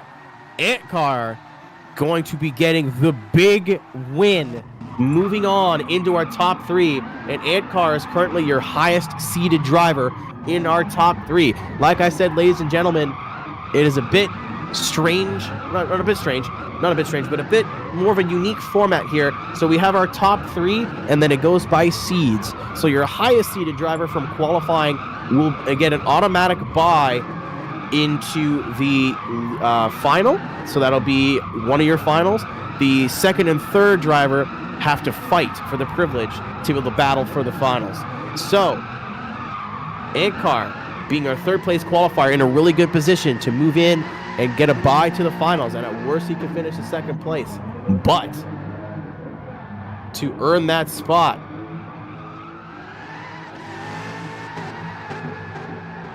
wait, hold on. Am I full stupid? Like, did we already have the other 6? Is that over now? No. I think we did. Are we moving on? I think we did, because I don't remember Ace losing. So either Ace didn't battle yet, but I think he battled Omani. He did battle Omani. Okay. All right. Yeah, Ace. All right. Yeah. I was like, wait a minute. Hold on. Perfect. Okay.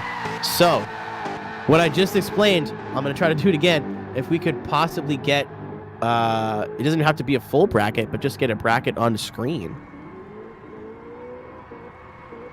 If it's possible or not possible. Just see if our production has one of those ready to go. If not, then we'll explain it. Just a little bit easier with a visual aid. So, AAO Ace was your number 1 qualifier. So Ace will get a bye run. Not a bye run. Gets a bye. Oh, Omani, sorry. Omani gets a bye. Hold on. Now Nick's confused me. I'm going to wait until he says who goes to the final. But your number... Yeah, but Omani qualified 4th and Antcar qualified 3rd. Yeah, so that would mean Antcar is... So that would mean Antcar is going to the finals for sure, and is getting at least a second place finish. Okay, yeah. So when Nick said that, it confused me. So I just wanted to make sure there wasn't something I was missing. So just as Lizzie said, Antcar, best case scenario for him today. Antcar we're at worst get a second place. So he will be getting a bye into the finals. But to determine who is worthy of battling for the finals, you're going to be having Ghost Recon with one of the scrappiest runs of the day. going to be going up against AAO Omani. Omani, probably one of my favorite drivers to watch personally. Again, wasn't really present, wasn't really doing too much at the beginning of the season. Didn't show up for round 1, not a great showing in round 2. But after round 3, where he got his win, he's been on a warpath. Excellent finishes for him. And his direct competition in third place in points is Antcar. So if Omani gets this win, it really could set up either Ankar or Omani for a championship run for the rest of the season. So not only are we having implications and implications for the rest of the season or for the rest of the day, but we are having implications for the rest of the season as well, with our points leader Madden Van Venom going out in our round of 24, unfortunately, leaving the door wide open for Ankar and Omani to be able to leapfrog their way into first place. Again, 200 points for a win here. And with Ankar at 737, he would take the lead, I think, just in points, or either or significantly close the gap. Lizzie, sorry. And as we look at these points as well, we see Madden Van Venom up at the top, getting eliminated today at round 1, unfortunately. So that's going to be also huge. Opiolu also was eliminated earlier. So Antcar and Omani really do have a extreme chance to close up on the points here and make a fantastic run for first place into the championship points. Like, anything is really possible at this point, from fourth place all the way to first. And even then, even past that point, you see names like this was updated before. This is before the round today, so nothing has been taken into account yet. Isar in that 18th place, he's going to come up a few points. Ghost Recon, again, currently about to battle for third, possibly for the win, going to really come up in points. A lot of names ahead of him, not even here today. Names like Sims, Sim wasn't even present. Zoo Ransom was not here. SKZ was not here. Suicide going out early. GR3 going out here. Door wide open for a lot of these guys that made good runs today from way down in the standings in the points to be able to maybe crack that top 10, even that top 5.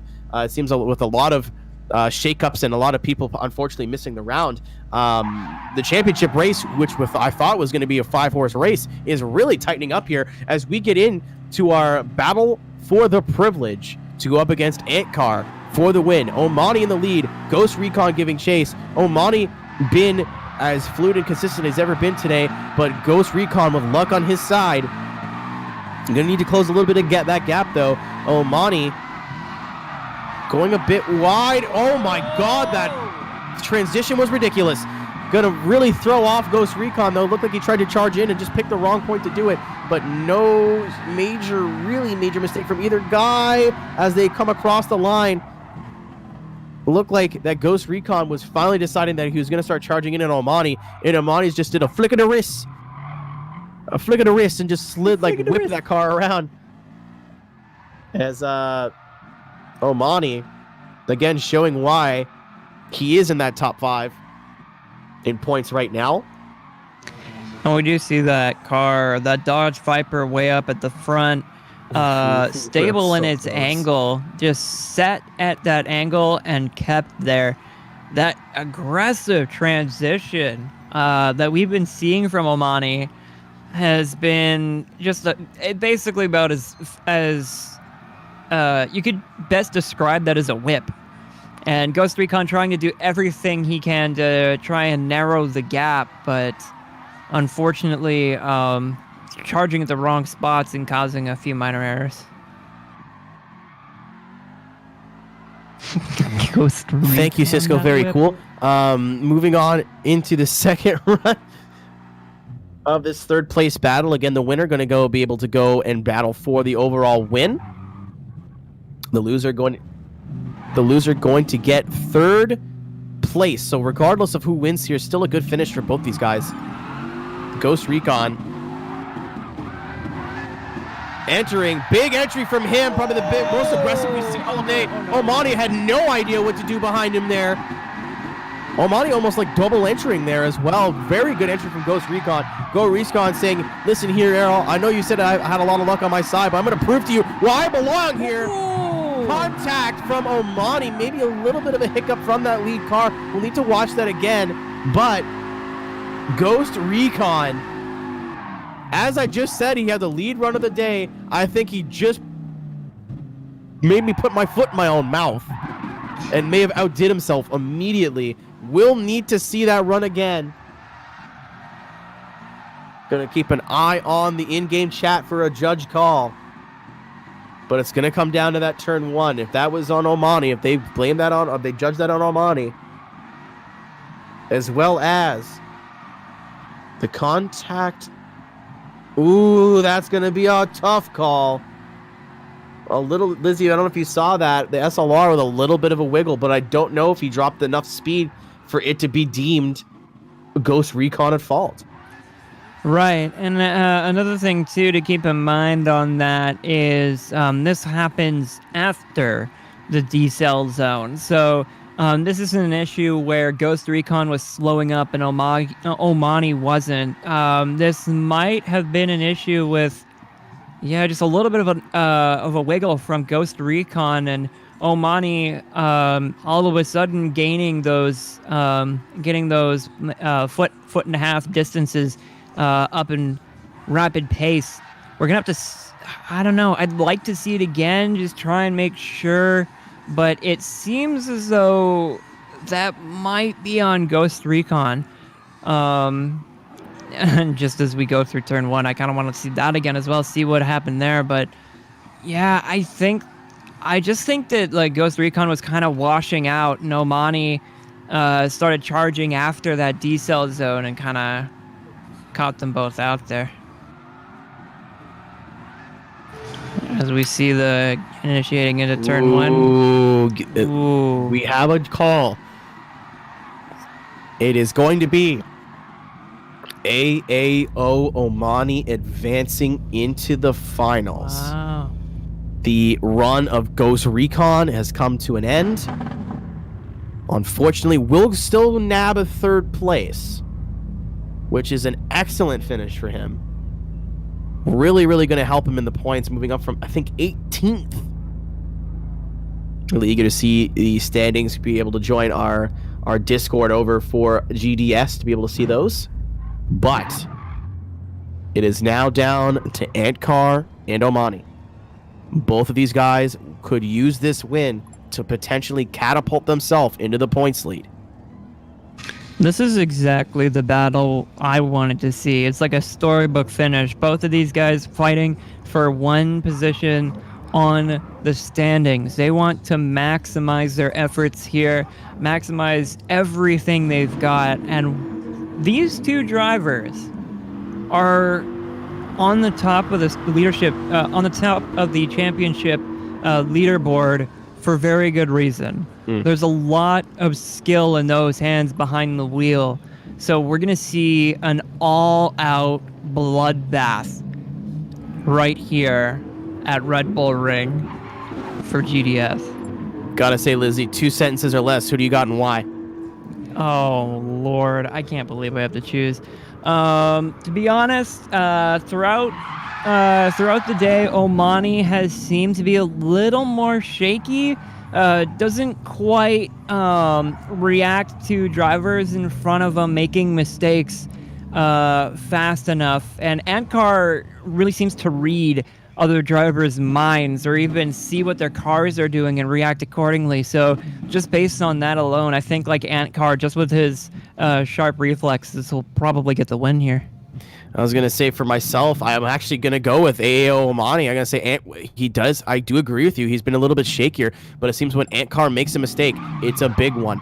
So it's all going to come down to this. Ladies and gentlemen, your final battle, Omani, Antcar. Who's going to get the win and potentially the points lead in the Gaming Drift Series Round 7 here at Red Bull Ring? Here we go, ladies and gentlemen, sending it into turn 1.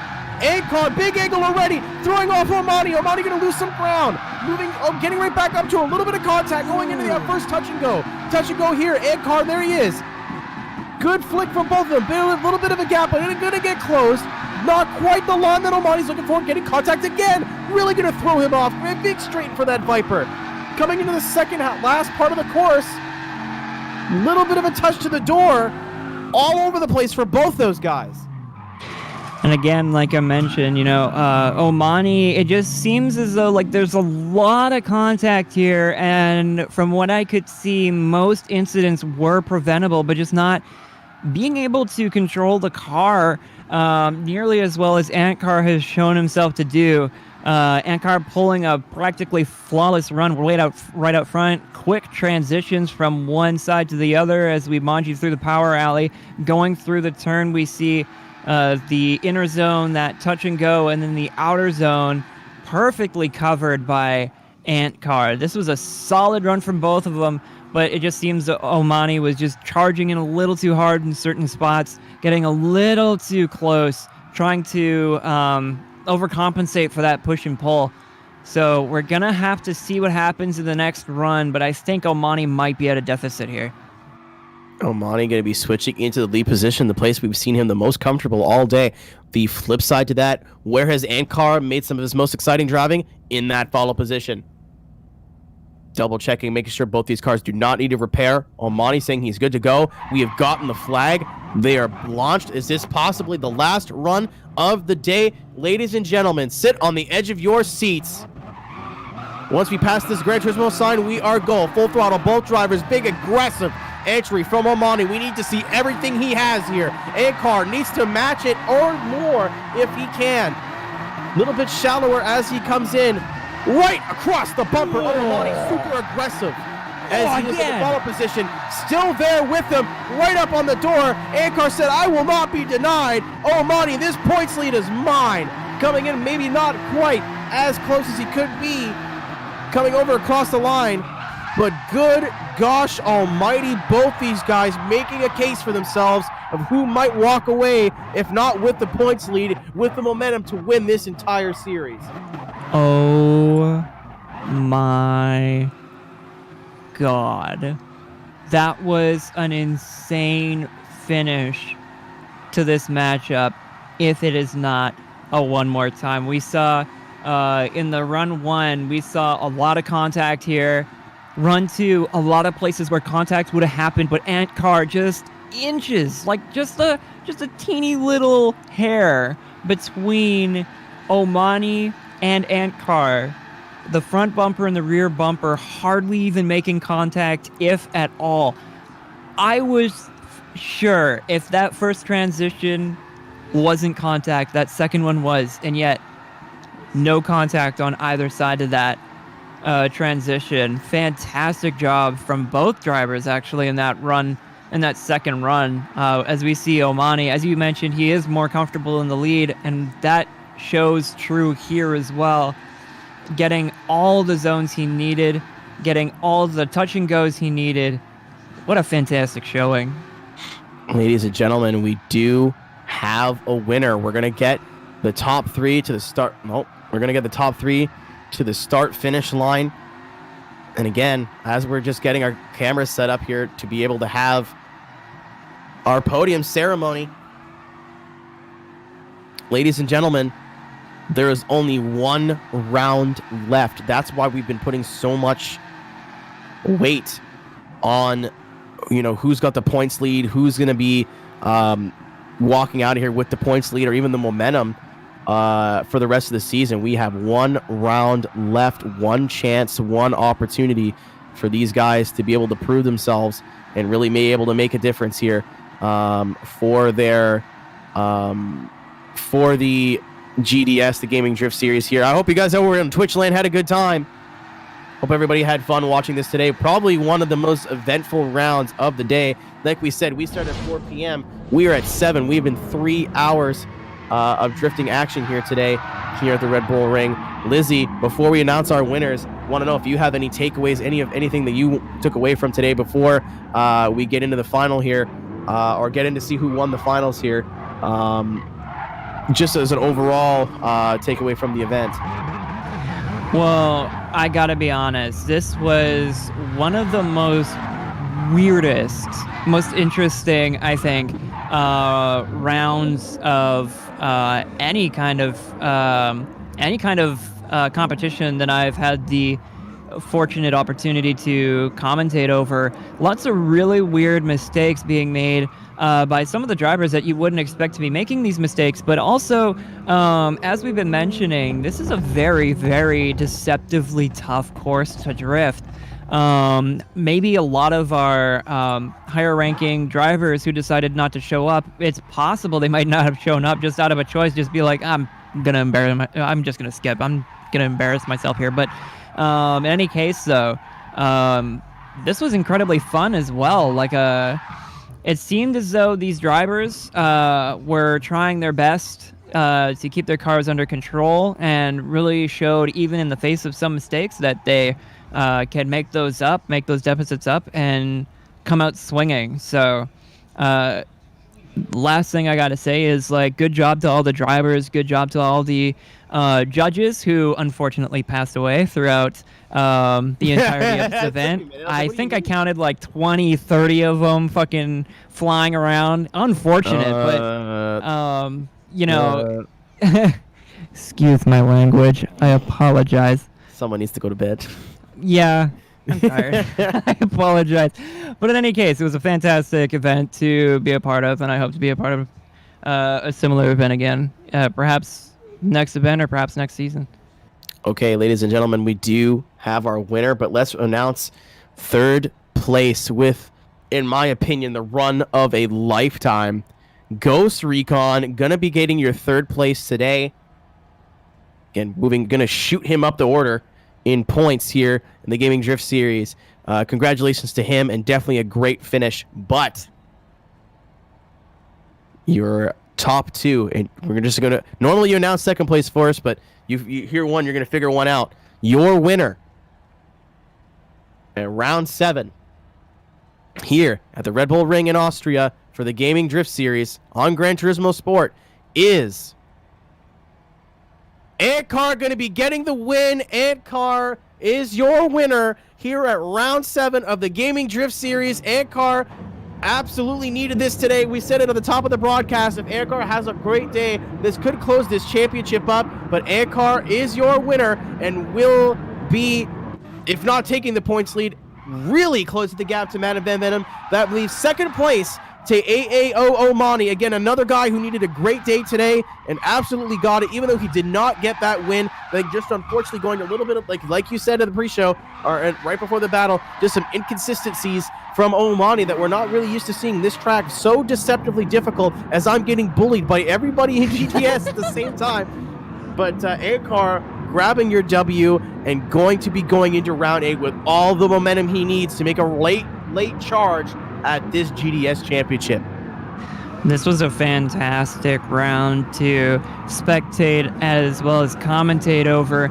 You know, as I mentioned, it was an absolute bloodbath out here, both on track and in the judges' booth. But I gotta say, you know, Omani, Antcar, Ghost, they've all taken on this course, this incredibly deceptively difficult course, and threw it down hard enough to pull out fantastic finishes, fantastic podium finishes. But also, let's not forget all the other drivers either. The other drivers, they compensated for what they could, and at least threw out as much as they could down onto this track. So the product we've seen here today just goes to show, like, sometimes these tracks can be harder than they look, and you know, keeping a car sideways isn't exactly as easy as it seems. So a fantastic job from all the drivers who participated, and man, I just loved this round. It was exciting. It was fun. Yeah, it was very fun to watch. We saw some firsts today, some things we've never seen. Like I said, there's a 2 OMT rule. We saw that broken not once but twice today. I think really brought out the best in battles. Again, we've seen Madden Van Venom, our points leader, not only not qualify as well as he can, but just not showing up today mentally, and unfortunately grabbing a early exit in our top 24, and an absolute worst case scenario for Madden Van Venom. His 2 main championship rivals, other than Opiolu, his 2 main championship rivals are now well within striking distance, if not surpassing him. We're going to need to see Madden Van Venom recover completely. We need to see a complete change of character for him going into the next round. In terms of everybody else, Opiolu looked good, just on some unfortunate circumstances for him. And like we said before, those guys of not Madden Van Venom, but our winner today, Agkar, as well as AAO Omani, both of them really making their case for why they might be the best drifter in Gran Turismo sport for this year of GDS. Just going to be seeing if we're missing anything here.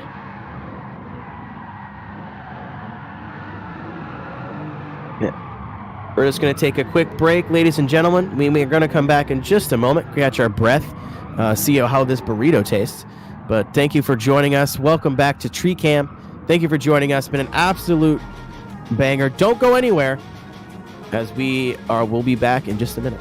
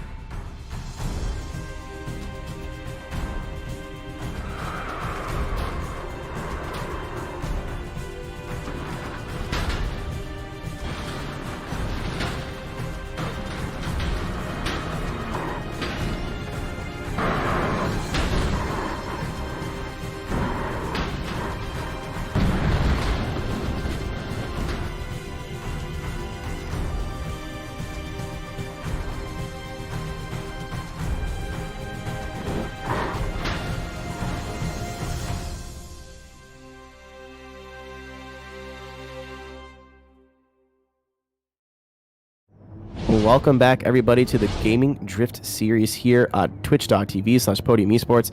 Again, we have just wrapped up competition here for the day, and we are here with our winner, Antcar. Antcar grabbing a W today. Ant, gotta ask you, just on face value, man, how's it feel?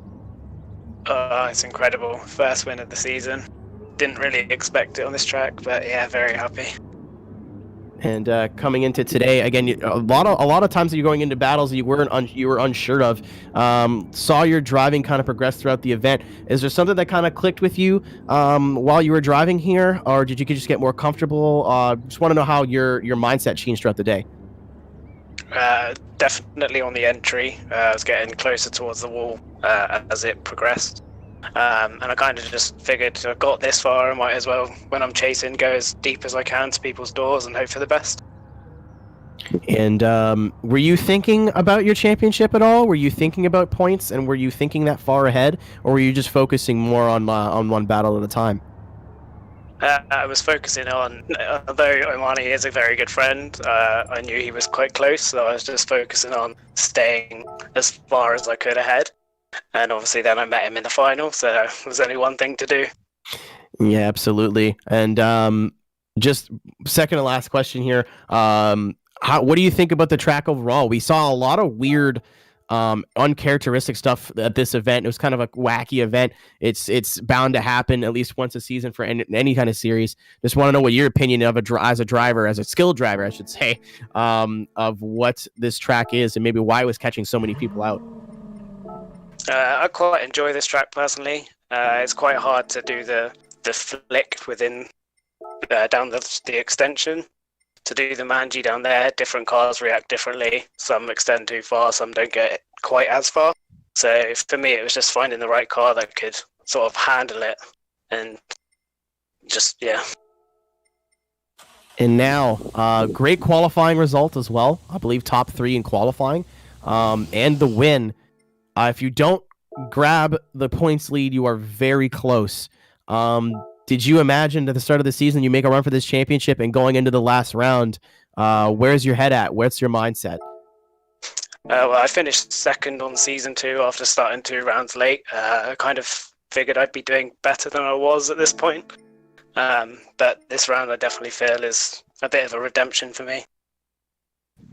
Yeah, absolutely. Carrying the flag there, really putting your stamp on this round here at the Red Bull Ring going into round 8. Just before we let you go here, man, floor is yours. If you have anyone that you want to say thank you to, anyone that helps that DB11 help get sideways around the track, anyone you want to say thank you to, now's the time. All of Team 666, of course, Jim for making the liveries, as always. A massive shout out to Opie as well, because we agreed at the end of last round that we were going to do a joint car this round, so we both went with the DB11. Obviously, I had to battle him quite early on, which was a shame. And also a massive shout out to VDC, because they've always been a good support.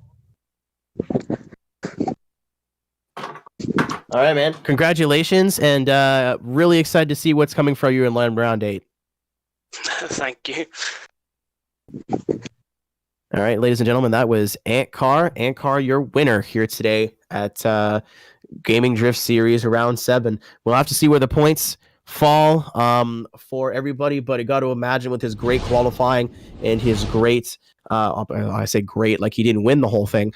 Got to imagine with his great qualifying of 3rd place and the win, he's going to be able to make a run for this championship, really closing the gap to the other drivers in front of him. But that potentially is going to be it from us here today from Podium Esports. Really, that is going to be it from us. One of the wackiest but most fun rounds to watch so far this season. GT Sport and GDS never ceases to personally impress me with how these guys talk to each other and treat each other, and just very polite, consistent, but everyone's out to have fun. Judges were given a handful today, but did the best what they had, really stretching the rules when it needed to be for the right reasons. And Lizzie, before we sign off here, just wondered if you had anything to add. Oh, just that this was probably the most fun I'd had commentating. And it seems like every time I finish one of these events, I'm always like, this is the best ever. But GDS is full of really talented drivers and a really competent crew of people working behind the scenes to make it all work. And it's just a lot of fun to be able to be here in the booth with you and Cisco, being able to commentate over all of this exciting content here. I can't wait to see what happens in the next event and then throughout the next season as the theater series, the affiliate series, comes into play with that, hopefully drawing in more competitors. Other than that, just fantastic driving from everybody who showed up. It was a difficult track. Y'all threw it down the line, and congratulations to all y'all. All right, and on behalf of all of us here at Podium Esports, myself, Liz Jabowski, and Cisco Scarmoza, again, just the silent protagonist here is Cisco. Amazing job as he always does. Thank you guys all very much for joining us. We will see you at round 9, our last round of the, or round 8. I can't count. I've been this theme of the day. Our last round of the season, as we figure out who will be your GDS champion. Please join us for the raid as we go follow a friend of the channel, Rhino, and we'll see you guys next time. Take care. Have an awesome day, and we'll see you next time.